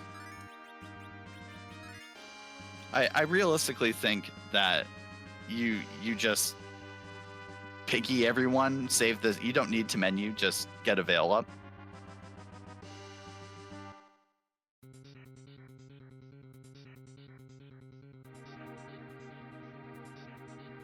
Yeah, that might be the... I mean, there's still a long ways to go. Remember, we still have to defeat Zeromus. So the race is not over, but at least there's a clear path to victory for Fiery Blizzard. If Golbez is also holding the Sand Ruby, fantastic. We're going back down to the moon, back to the blue planet. If not, we're turning the pan in, which is then going to be holding one of those two locations is going to be holding the Sand Ruby. I mean, Does Fiery know that? I don't think he does, because he reset out of Mura and Crystal Sword, right? We don't have. It's we true. don't know where the Sand Ruby is. It's true. So Mura and Crystal were both reset out of, so it's entirely possible that Fiery resets out. Although, I think you save scum it. You save up here, and then you go and turn it in, because there's only 2 checks there, and there's 2 checks for the pan. And the 2 pan checks are super fast. Relatively so, yeah. Yeah. I think save scum up here is probably the right choice.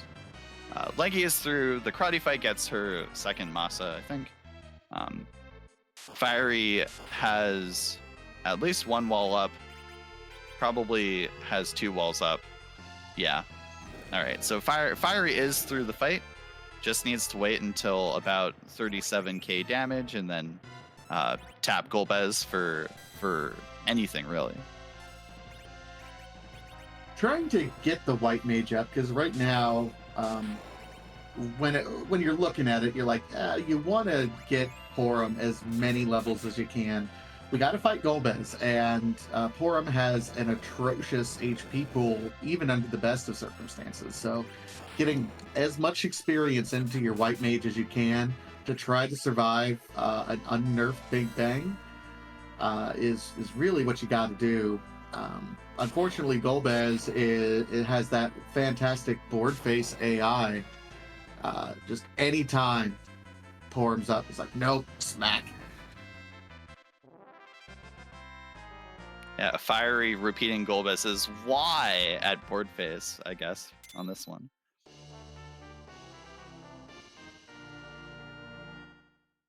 And I mean, we got the shiniest of sticks, so that's nice. I mean, it's an upgrade. That does sort of, I don't know. You'd prefer Porum to have levels, but when you have Adamant Crystal Sword Cecil, whatever. Yeah, at that point you're like, okay, I'm just gonna dart with Edge. I'm not gonna Zerk him up. The rest of the party can be Zerked up, and if I need to, I'll throw a life. All right, Fiery is leaving. Yep, I think saved at the bottom, is heading back up, is going to probably check that pan. Oh, isn't saves coming? I didn't see if he saved or not. Yep, no saving. Immediately exited out as soon as possible. So it's all about this pan turn in.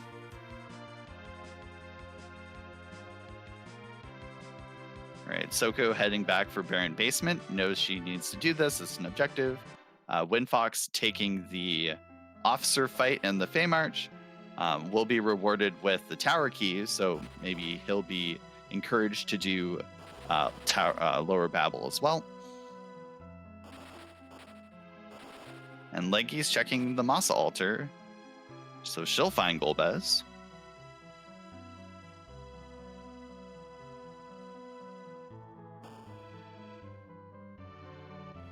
Immediately throwing one up is not resetting out, so trying to hope that Cecil is the answer here. Meanwhile, Fiery Blizzard does end up, let's see, we get a Bahamut summon. Okay.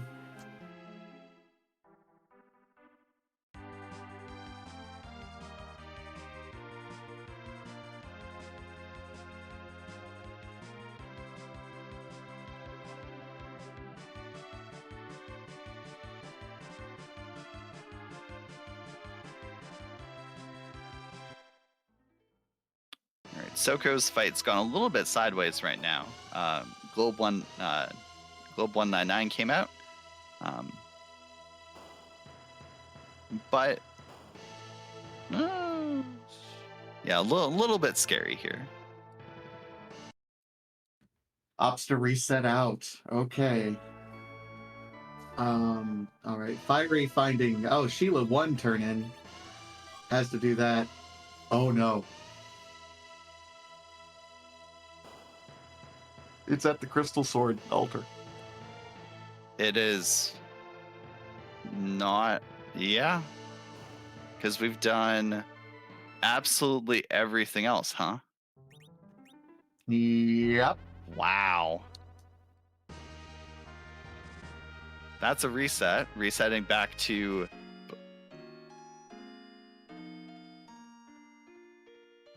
You have the pass. Do you peak, package, or giant bosses? Ooh. That's a good question.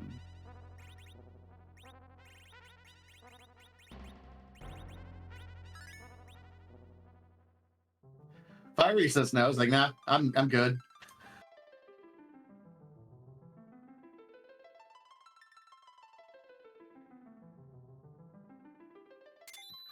I didn't see the adamant on Cecil. Like, who's wearing the adamant on Fiery's side? Did I miss that?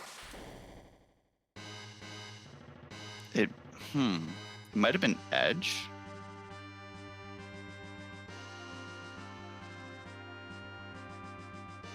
Well, we'll have to check. All right, Leggy sees the crystal sword and says, "Okay, what's the next play?"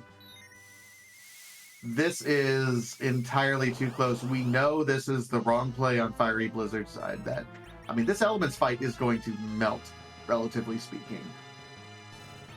Leggy is at least walking out to save. No, going right to the Crystal Sword altar. Oh my gosh. Wow.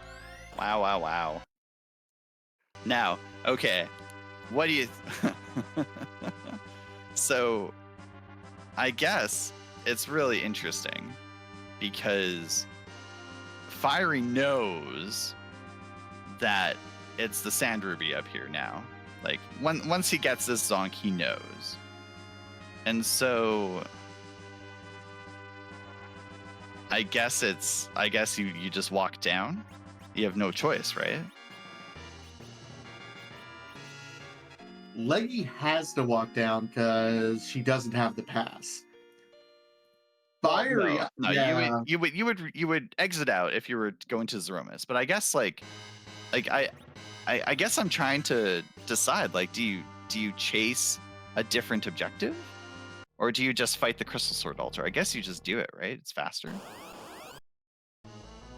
Yeah, I think you just fight the crystal, especially Dark Elf. This is a low HP spot. You have a crystal sword, you're fine. Yeah, that's the true. one thing that we did not anticipate is, even though Leggy has a leg up right now on this fight, Leggy does not have the pass. Fiery does.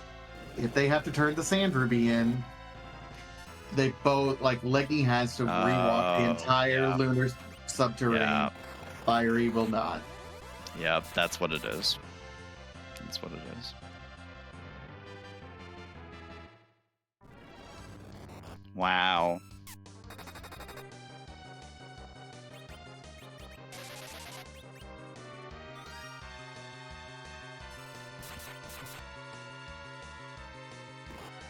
Meanwhile, in our bottom race, Soko just finished the Baron basement, so she's headed to the Tower of Zot.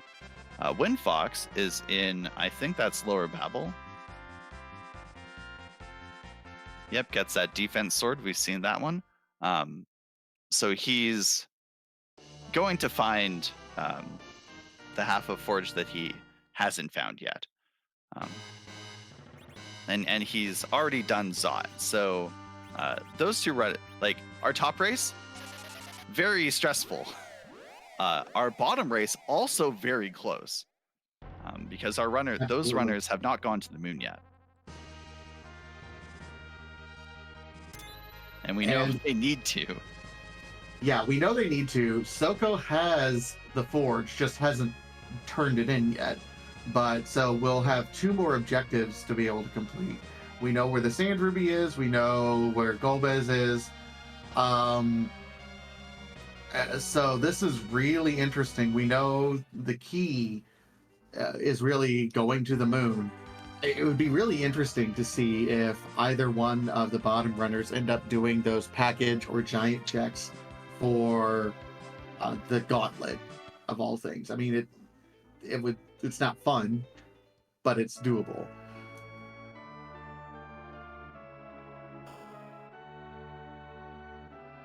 And there's a Sand Ruby for Fiery. So Fiery is in go mode, just needs to exit out, turn it in. Leggy finds Silk Webs, electing not to purchase one, I guess. The scene's got jokes. Oh my god.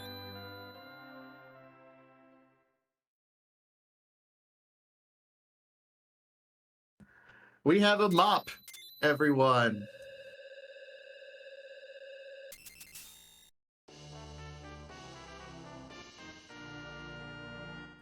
So Leggy Starscream, first one on stream with the crystal. However, Fiery Blizzard is going to be right on her tail, and more importantly, with that pass, is going to almost immediately start the Z fight.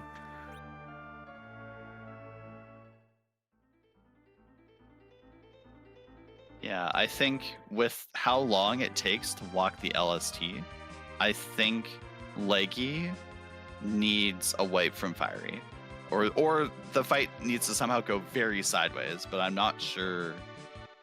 Not sure it's going to happen not with Fiery's party. The pass was from what? It was the Antlion fight. I thought it was Mom Bomb at Asura. Oh, Mom Bomb, not Antlion. Sorry.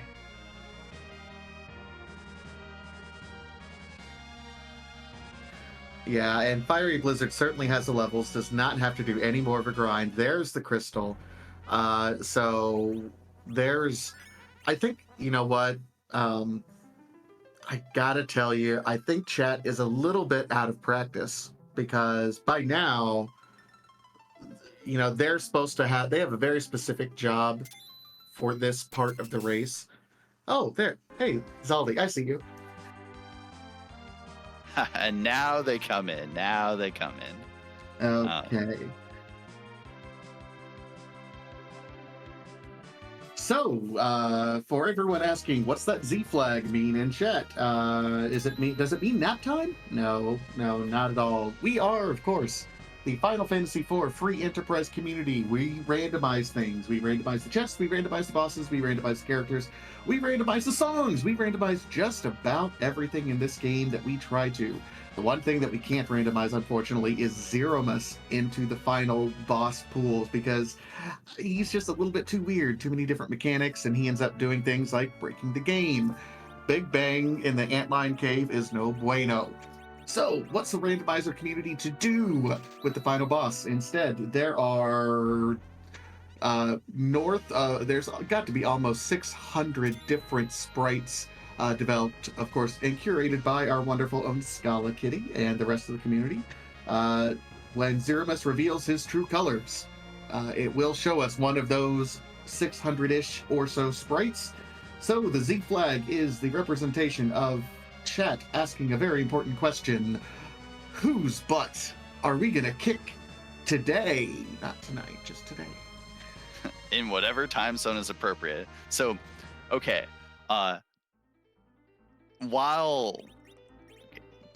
spiel, important. Spiel is awesome, totally important. What Fiery did, also very important. He went up to the moon to buy Bacchus wine. So he is now only getting into using the pass like now as opposed to a minute ago. Oh no. Leggy is not going to be nearly as far behind as she could have been. Fiery's in a better position because he has a stack of like 11 Bacchus wines now. But this is this is surprisingly close.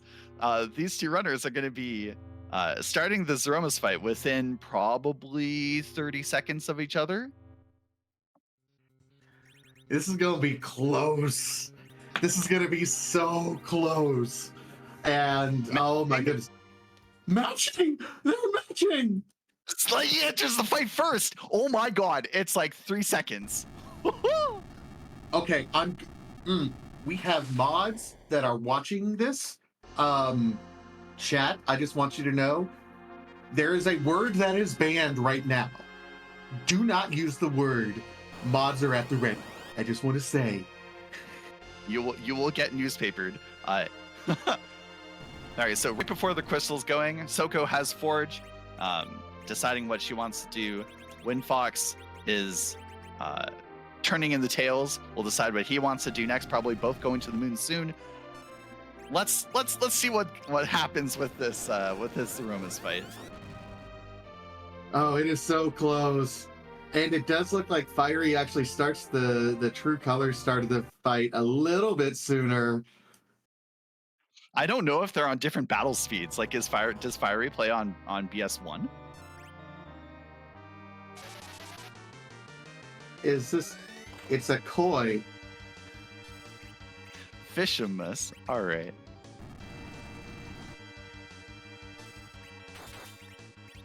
Oh, it's from Live Alive. Okay.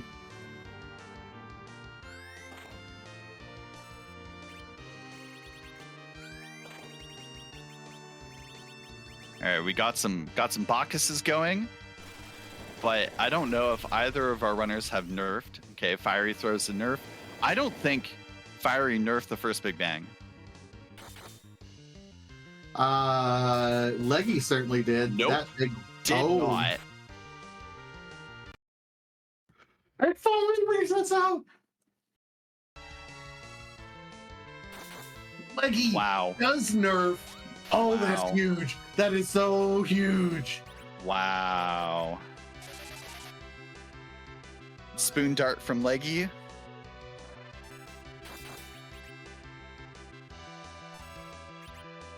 Gets the full party heal off.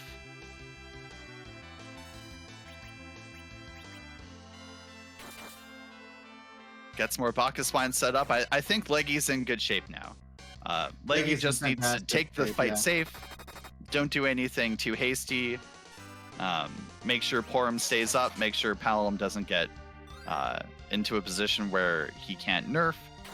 And I think Leggy's got this fight sort of, you're set up now. You're into the fight. Yeah. The important thing about this is Porum doesn't even know Cure 4. Like, this is a situation that I can imagine Leggy felt a little bit rushed and says, I got to go. Because it's just Cure 3s right now, trying to get everyone cured up as best they can and then zerk and let them roll. This is absolutely fantastic. Keep in mind, this is unforced errors for Leggy Starscream and Soko Sonex. They did win their match earlier in the race, so if Leggy wins, this will be unforced errors' first team win of the tournament.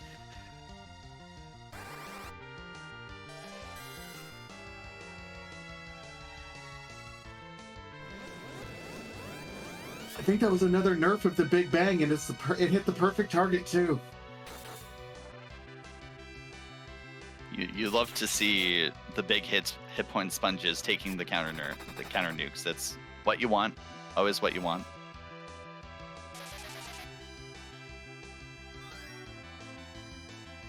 Kirtha comes out. Yeah, safe fight.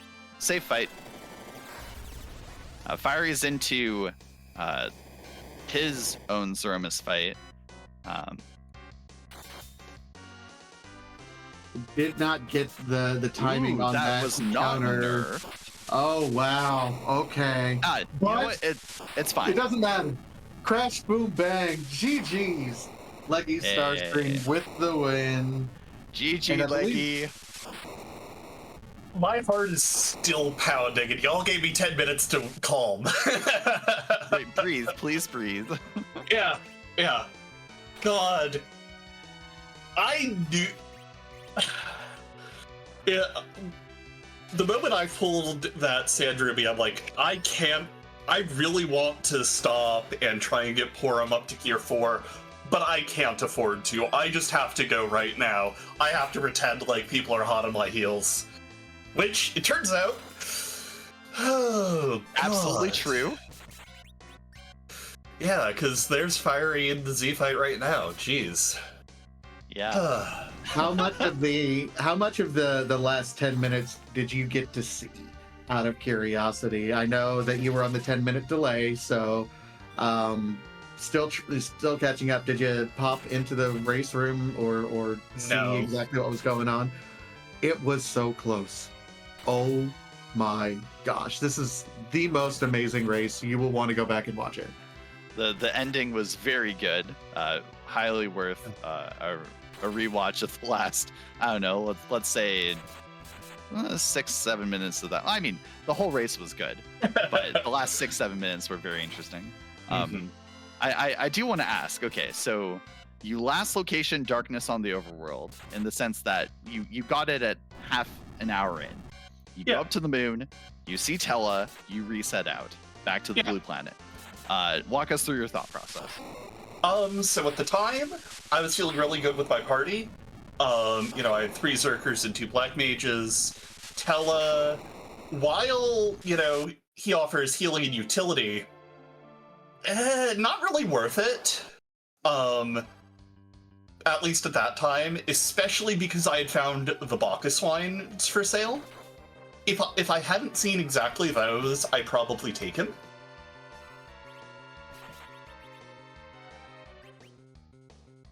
So I guess that's okay. You also reset out of the Bacchus wines, right? I forget if you purchased any. Then you didn't go back until, you were ready to go down to the moon. Yes. So was there any thought in your mind to like, oh no, what if other people had gone straight here and then demachined?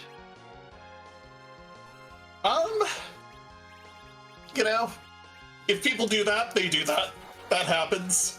And I just move on from there. Yeah, I love that.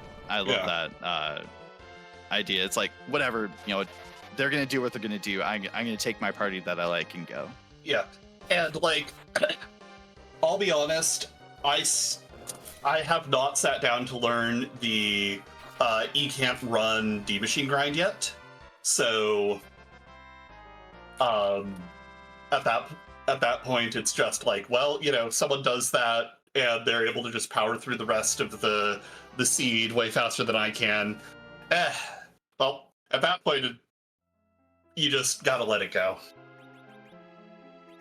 Makes sense. Vitasia, did you have any questions for Leggy? You know what? Just like you're still reeling from it, I think we're still reeling from it here, just watching it live, because our heart rates haven't come down at all. It just happened for us. Yeah. Yeah. I think, so there was, when you went to the moon, Mm-hmm. there was a point in time, and we were trying to figure out the math. There were 6 spots up on the moon. You were doing 2 boss hunts plus looking for the sand ruby, but there were 4 spots on the blue planet that still hadn't been checked. It was still the Luca key, which you did check and Right. eliminated that. But you also had package, and there was Giant 1 and Giant 2. Any consideration for trying to check those at any point in time? Because we know, I guess Gauntlet is in one of those spots. Yeah. So I was really sweating over the package the entire time. Like, I'm like, I don't really want to check it. I'm feeling good about my party, but if the Gauntlet is exactly there, then this might be a bit of a problem. Giant, if I wasn't in go mode by the time I was done with the moon, I would have just gone straight to Giant and just not past go, not past $200. The other thing that was really eating away in the back of my head towards the end of the seed was I never bothered to set up Sheila 1. So, I'm like, if that's like the pass, I've got issues. If that's the Sand Ruby, I've got more issues. Yeah, the Sheila 1 fade is one of those things that just slips your mind and like, oh no, uh-oh. It was intentional on my part, is what I will say. It was not an accidental fade. Where was the pass anyway? I see it on everyone's tracker, except mine. The pass was at the Ashura spot, which you faded. Okay. Yeah, like, I saw that Mom Bomb there, and I'm like, I know I can take the Captain and Guards because I've seen the Baron Guards. So I've got this coffin burning a hole in my pocket. I'm just gonna pop that, be cheeky. Didn't turn into anything, but hey. Yeah. Wow. What a race. Like, yeah, I guess we should probably make sure. Did you have any other last thoughts about the seed before we let you go? Yeah. I completely forgot that Miss Cave did not give Palamon enough XP to level up, but I feel vindicated because of the full moon I pulled. Yeah, reasonable. Yeah. But yes, no, I have already wandered over and told Demarine that we need to watch this one back. Oh god. Demi's gonna have such a time. It's gonna be so good. Oh yeah. Oh yeah. I do want to poke you with this before we let you go. Last question, I promise. So, this moves you guys. This is your first win of the tournament as a team, because this secures the win. How's that feeling, knowing that you secured that? When Neon did their race, like yesterday or the day before, we were joking in our group chat that they made the unforced error of accidentally winning. So honestly, at this point, like the four of us are definitely on the rusty side, definitely, here for a fun time, not a long time, as it were. But it is nice to have that win on the leaderboard. I'm really happy about that. And of course, shoutouts to Fiery Blizzard, who 2 minutes is not much in this seed. No, You'll it see really how wasn't. little it is. Oh yeah. No, well, GG's again, Leggy. I hope you continue to have fun through the rest of the last 3 weeks of the tournament. Yeah.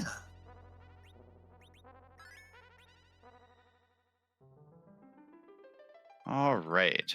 So, we should have Fiery Blizzard in here for an interview. How's it going, Fiery? GG's. GG's to Leggy for sure. That sort of was a mess of an ending, but it happens, I guess.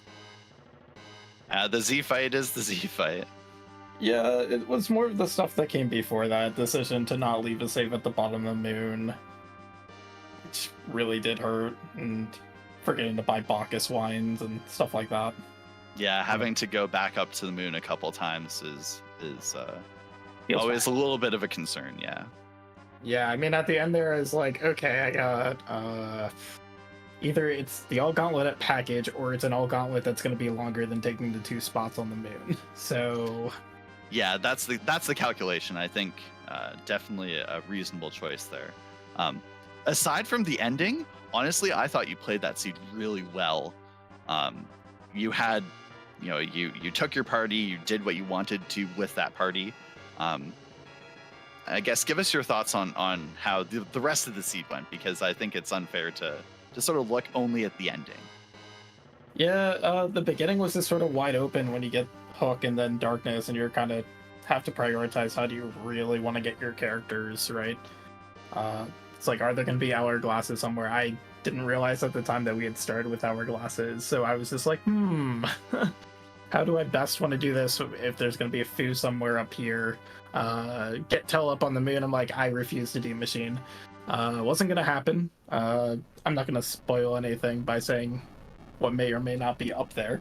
It may be an Alga, maybe in the sealed cave, but I'll just say now it's not the package. But it was sort of, yeah, I mean, we started with Palom, which is a great hero to have, I feel, and then what was an edge partner, and it's just like, well, you can do things.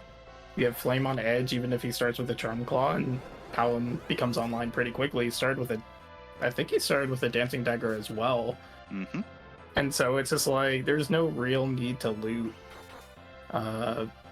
Picking up that Cecil mid-game was just a bit awkward. It was like, do I really want to go into Eblan to try to, find a holy sword or something like that? Or am I just going to assume that I'll find something elsewhere?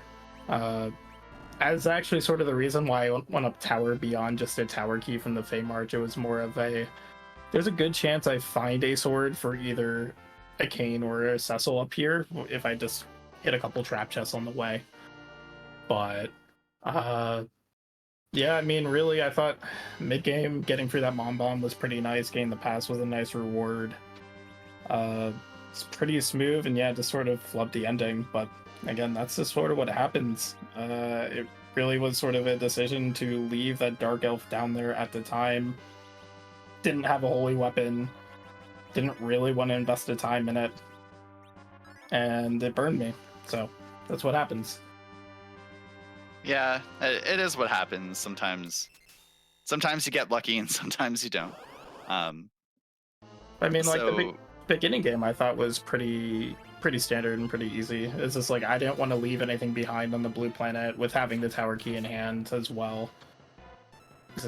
It felt pretty silly, even though I like going up on Moon early, just having the Tower Key from that Fey March. It's like, let me just finish everything. Yeah, that makes sense. Yeah, like key item wise anyways, because you didn't go back for the the Sealed Cave boss. Yeah. Where the All Gauntlet might be, or it might not be. Who knows? It's not down there. Leggy checked that. Oh, okay, then I can. Then you guys know where it is. Ah, it is on the giant, huh? Ah, yes. You know what else is on the giant that you have to get through? Ooh, uh-oh.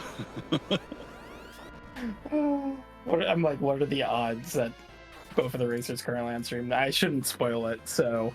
I mean, I don't necessarily think that our runners are gonna get there, but you know what? We'll leave the suspense intact. Yes. No, I thought it was, it was a fun little seed. Edge should have made this faster than it probably the ending time was. But, yeah. But, well, I don't know. Sometimes Edge is, like, he's good, but really the seed picks up when you get, like, a Cecil with a really, really big stick. Edge can do a lot, but sometimes he can't do everything. Yeah, but there were ninja swords in the Eblan shop. You just had to afford them. That's true. Vitasia, did you have anything you wanted to ask? Fiery? I mean, you kind of hit on a key point in the race where it was about an hour 20 in or so, and you've already invested all this time and all these levels into a pretty solid party, and then Cecil shows up there at Dwarf Castle. You don't have a shiny stick up to this point in time. I think he's one of those characters that's worth it, but I could see like everyone trying to figure out what decision to make at that point in time. What's kind of your philosophy on those late game character checks? I know Cecil is Cecil, but walk me through kind of your thought process there. At the time, I didn't think it was likely for Rydia to get to Nuke. And ultimately, she would have fell short slightly, I think. So I just figured more of a chance that I find a crystal sword for Cecil if I end up on the moon than I will making Rydia useful at the end. That was sort of it. And then swapping Tele for Porum is sort of a no-brainer. It's like, I just need a white mage. Yeah, just need a white mage is a very good reason to ditch Tele for most characters. Yeah, especially the other reason why I didn't really want to keep Rydia around in replacement for Cecil is I didn't find a curse ring at that time. And I had no intention of really looting anything to find a curse ring. So Rydia wasn't going to get RA1 or even close to it. It was going to hang around RA4 or RA5. So I just figured Cecil would be more likely to be useful at the end. Yeah, that makes sense. Definitely. I'd like with a mage hero, you sort of sometimes you don't have to really worry too much about anchoring. But I don't think any of our runners really bothered to anchor Palom at all this seed. Yeah, the only time I did was putting on a crystal ring on Palom at the end just to get him to 28. Yeah, it makes sense. But then I was like, oh, my order is totally wrong for the Z fight. Okay. Yeah, that went sideways. But, that Z is never free. No, Especially when Z it's like is that. never free.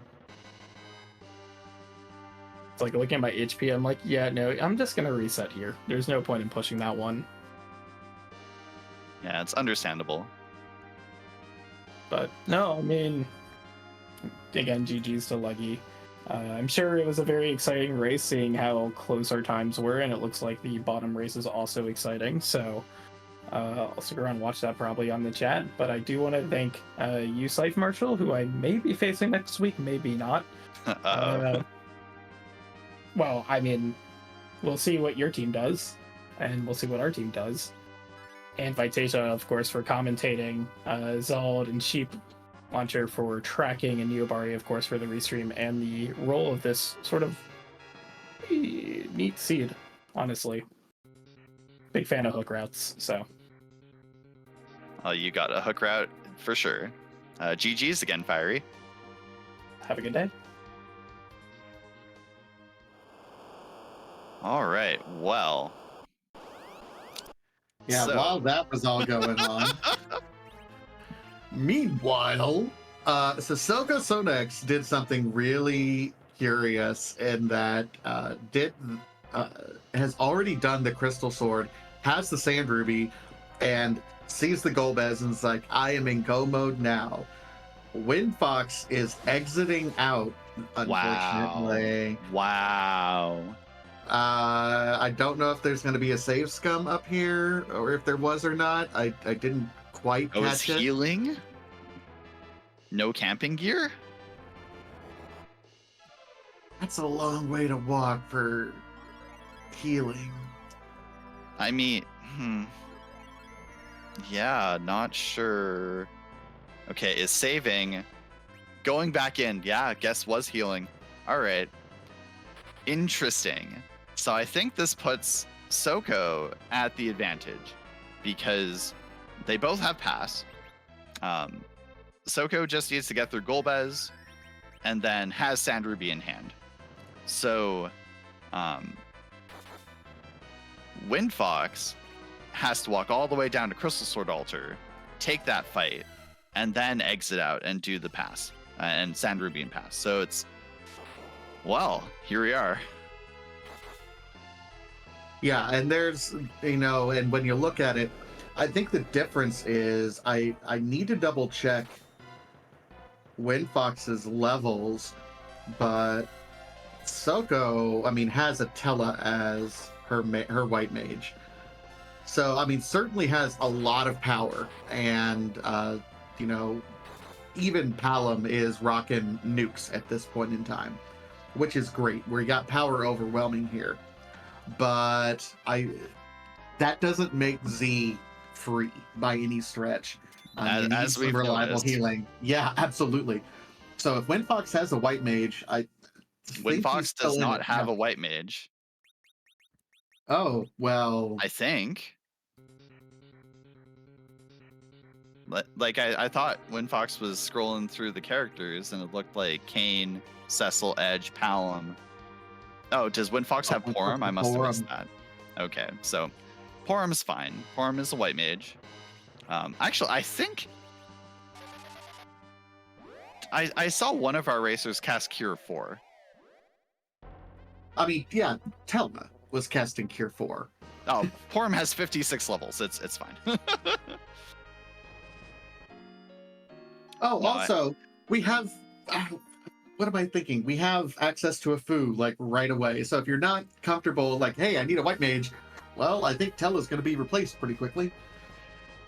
Yeah, that's true. Soko's going to get a big upgrade there, sort of immediately. So that sort of diminishes Windfox's advantage in that scenario. Soko on the way back down to the moon, or to the blue planet from the moon, is about... What do you think? About a minute ahead? Less than a minute ahead?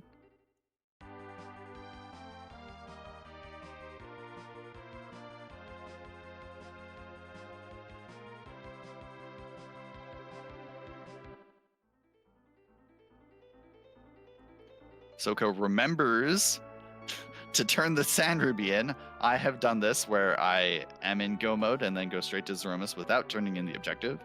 It does not feel good. Yeah, that's never a good feeling. I think we've all done that at least once at some point in time. So there's the Sand Ruby. Do you pick up the Fu?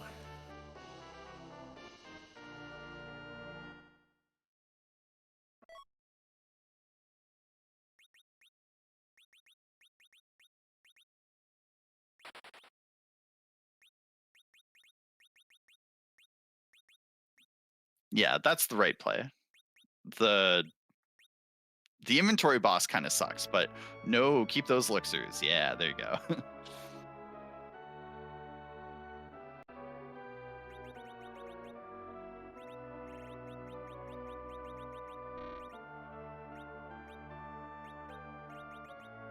All right, doing some last minute equipping. Oh no. Can't equip the ice rod quite yet because there's no empty spot for it to go into. Oh, Soko. Meanwhile, Windfox running in. Okay. Just got to get everything equipped and over now.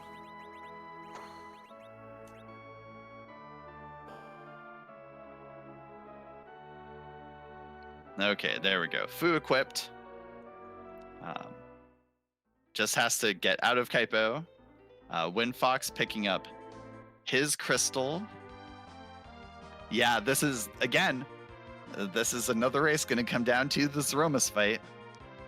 Wow. Too close to call. This has been a fantastic. I'm just excited to be a part of this. I'm going to tell you. Yeah, this was a very good race. We picked a good one. Soko saves, no more menuing, just burr. Let's go.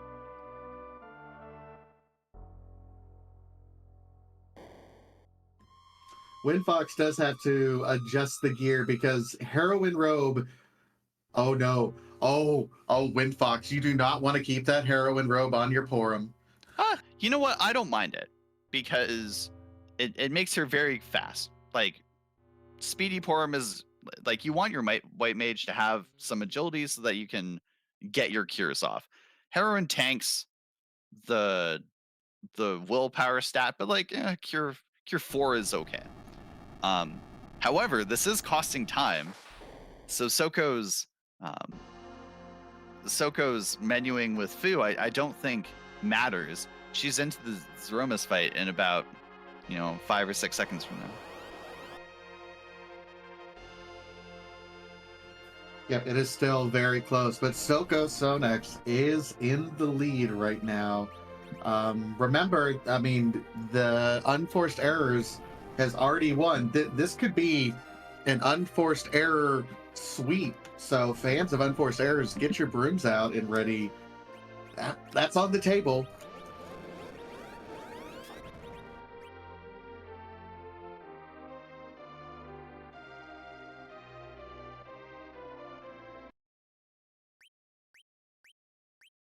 Last minute menuing for Windfox, get his items in order. Looks like he's going to be into the Zeromus fight about probably a minute and minute 20 seconds after Soko. Soko jumped the gun on the nerf. Does she have a second Silk Web? Oh, just using the crystal. Okay. Honestly, that's fair. Just get it nerfed. Maybe slow is a better option, but like, just get it nerfed.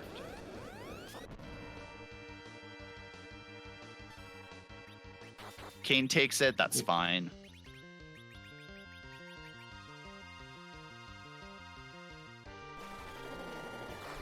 I get the sense that Soko is running not at BS1. I think it looks like a battle speed 3 or so.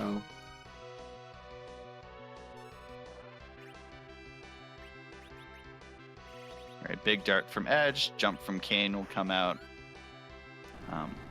She's already used her Veil, so she can start bouncing nukes. But that nerf came out very quickly. I think her Palom is not at 28 agility, so this is an RA1 Zeromus. That's not going to be good. Oh no. That's an unnerfed Big Bang. That came very, very fast.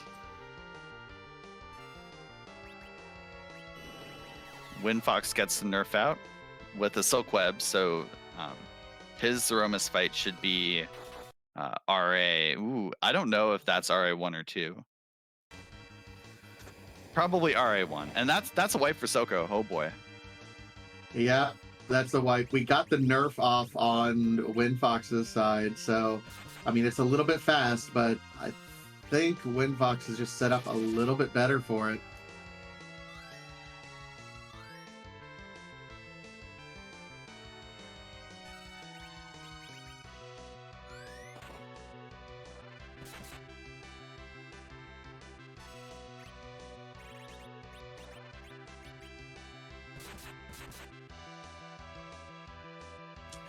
All right, so Soko is about to start attempt number 2. Meanwhile, Windfox is set up, has 3 Zerkers, has nukes bouncing. This is, I mean, Porum is wearing a Heroine Robe, but otherwise I think is still fine right now.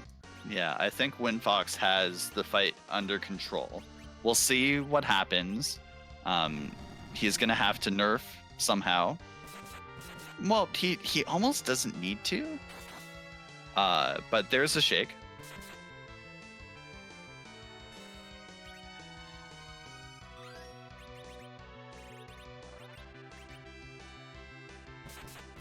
Oh, was that a direct nuke? Yeah, that's direct nuke. So that should nerf. I think that nerfs.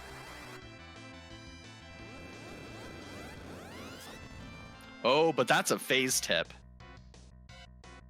Okay, so Windfox has tipped into phase 2. Does this nuke? Oh, okay, no, this is that's good. bad. This is good. This is good. Well,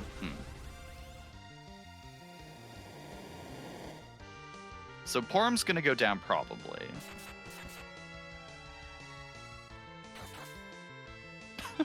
Not by much. With all the Zerkers though, I think the only thing you're worried about right now is pushing into Meteo phase immediately after. Although you have plenty of health right now, I think Windfox is still going to be okay. Yeah, I think this is fine, and Porum's going to get a turn here before Zeromus. I think we'll get a chance to Big Bang. So I think Windfox is in good shape now. On Soko's side, it looks like Hallam probably took a counter nuke.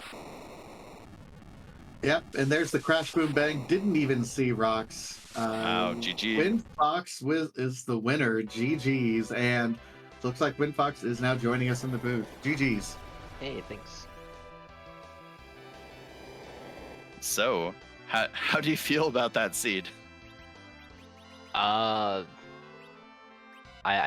don't know. It was, from what it felt like, pretty front loaded with key items, with hook, and then I think we found tower key a little bit later. I don't know. The whole seed was a blur. Yeah, it certainly there was a lot going on. Lots of very interesting boss fights. But you stuck with it. And how'd you feel about having lots of party levels by the end of the seed? Were you feeling comfortable with the Zeromus fight? Oh yeah, I was 100% comfortable with it, knowing I could just go in with Berserk strats and just kind of let the queue flood itself with the Berserk. So yeah, very good. So I guess one thing that was sort of a quirk of this seed was that the darkness was fairly early, right? It was at Fabul. Did it ever cross your mind that you might have to do the D-Machine grind? yes. I've only done it a couple times, so I'm not 100% comfortable with it. So I was hoping to not have to do it. And luckily, I was able to hold out long enough and get my 10th key item for just the 10 eggs that I did the grind with after Banewarch. Yeah, it makes sense. The 10 key item egg grind is always a good option. Yeah, but you so your underground was a little bit you took all the traps going down. Were you looking for any big sticks or any adamant armors, or what was your approach there? Knowing that those trap chests roll, tier 7, for the adamants, crystal swords, Masamunes, Murasames, anything like that. That's pretty much why I took them on the way down, because I know they can roll higher, and just anything would have been nice.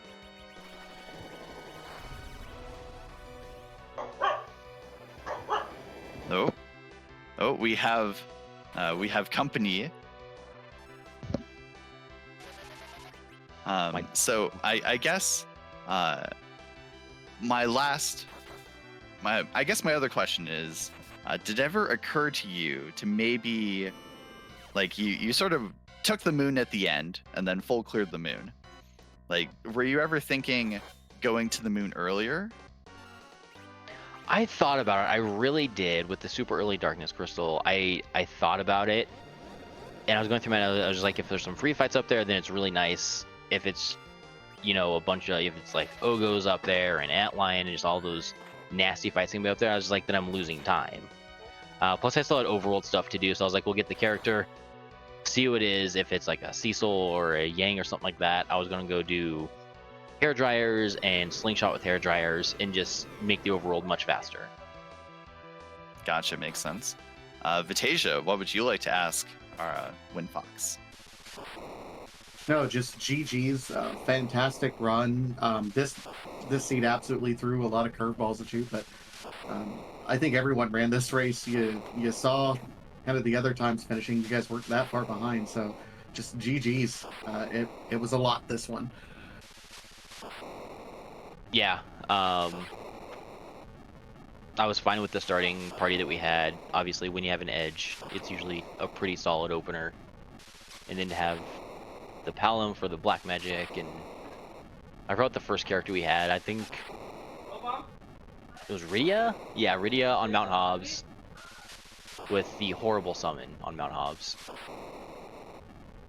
And I think I got the darkness after that for the Tella. And then pretty much from there up until Gomler, it was all a blur. And that's okay. Like, a lot of the times, like especially on a 2-hour plus seed, like I can get to the end of the seed and say, where were things? What did I do this seed? So GG's for getting through it. Definitely was there was some stuff. Apparently the gauntlet was in a not very nice spot on the giant. So I think it's good that we all dodged that one. Yeah, just when we were talking in the post-race chat, you know, obviously no one found Gauntlet. Apparently it was behind an Ogo on the Giant. I knew once I had full cleared the moon, or I knew I was in a position where it was, I need to find both bosses, or I knew the Sand Ruby was on the moon or the Sheila checks, because that's all I had left. I was just like, if I don't find the Gauntlet on the moon, I'm going to Sheila, because I knew the Sand Ruby had to be there. Yep, makes sense. Yeah, well, GG's again, and I hope you have a good rest of the tournament. You're looking forward to the next few weeks of matches? Oh yeah, definitely looking forward to it. This is like my first FF4 tournament. I'm having a blast. I love this community. Definitely looking forward to my next 2 races that I have left in the tournament, unless we decide to do the constellation races, I guess. Yep, the title round. Yeah. Yeah, well, GG's again, and good luck the rest of the way through. Thank you so much. Have a good day, guys. All right, and I think we're joined by our 4th finisher today, Soko. How's it going, Soko? GG's. Going good. What a Z fight. What a Z fight indeed. Take us through your successful attempt. I shouldn't have spent as much time trying to get the kit up. I should have just made the boys angry and cast Cure 4 a bunch. Yeah, that is often a pretty good play. Angry plus Cure 4 is pretty good, yeah. Especially with the Crystal Sword Adamant Cecil. Yeah, you did have the big burr stick. I wanted to I guess I have 2 primary questions for you. One, you found Tella on the moon at like 11 minutes. What's going through your mind? I don't have a white mage yet. I need to keep this Tella for a while. and you did. Were you ever thinking about a D machine grind? God, no, I don't know how to do one. That honestly, good answer. None of our racers did a D machine. Yeah, no one did it. No one likes to do it. The seed was like painted wide that says, please do this if you're ever going to do it, and no one did it. It was glorious. No, sorry, go ahead. If I'd done my grind a little bit later than I did, I probably would have taken the Porum out of, was that Dwarf? Ooh, I don't remember. There was a fairly late Porum that I decided to just not take because I had already done the grind on everyone. Yeah, it was a late Porum. I think Cecil was at Dwarf Castle. Yeah, Cecil was at Dwarf Castle. Port wasn't around until Earth Crystal, which some people weren't getting to until like an hour 20 in, hour 30 almost. Yeah, right before going to the moon. Right. Yeah. So my other question is, when you're going to the moon, and you do Cave Bahamut, and then you do Mirror Altar top down, and then you go all the way down to White Spear Ribbon Room, and then instead of doing the Masa Altar, you go to Crystal Sword Altar. What was your decision making there? I realized I had forgotten it. Oh, It was less that I had forgotten it more than I was worried about doing it right then. Hoping that I could just find like a Sand Ruby and something, or one of the fights down on the Ribbon Room or White Spear. right. That makes sense. That was it was really interesting because we had seen in a previous one of the other runners had faded the Crystal Sword Altar in favor of doing the pan checks, and so we're like, oh wow, Soko's got it. So that was really interesting, and then you were able to do parlay that into the Golbez at Masa Altar. For I them. was so happy to see the Golbez on Masa Altar. Yeah, and you know how to beat it. You just slap your Star Veil on Cecil with the adamant, and you're good. Easy. Where were you going if Golbez hadn't been there? I think all I had left was the Giant, wasn't it? You hadn't. I don't think you had checked the package. Oh, right, there's the package. Yeah, but it turns out it was on the Giant. So yeah, I guess that's the only place to go at that point. But definitely, good thing that Golbez was there. It sure was. Checked every boss location. I'm glad I went back for or was that the pass on Asura? Yeah, that was really cool. Like, I think you had done that right before going to the moon, right? That was your last check before moon. Yeah, because I had to go down and turn in my adamant. Good choice to sort of get the Ashura spot out of the way as well. I like sat there for a minute while I was flying over and thought about going to check Sealed Cave.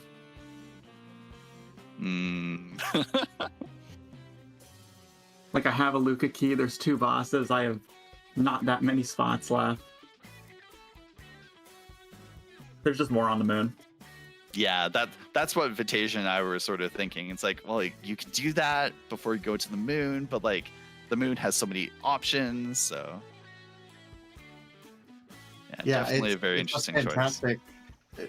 This seed, I think, is very instructive because there were a lot of different and interesting choices that you had to make that I think this flag set has been very good about. You know, that late Cecil, the do I check Luca? It's just right there, but it's a very well balanced flag set. I had to think when I saw the Fu on Sand Ruby spot too.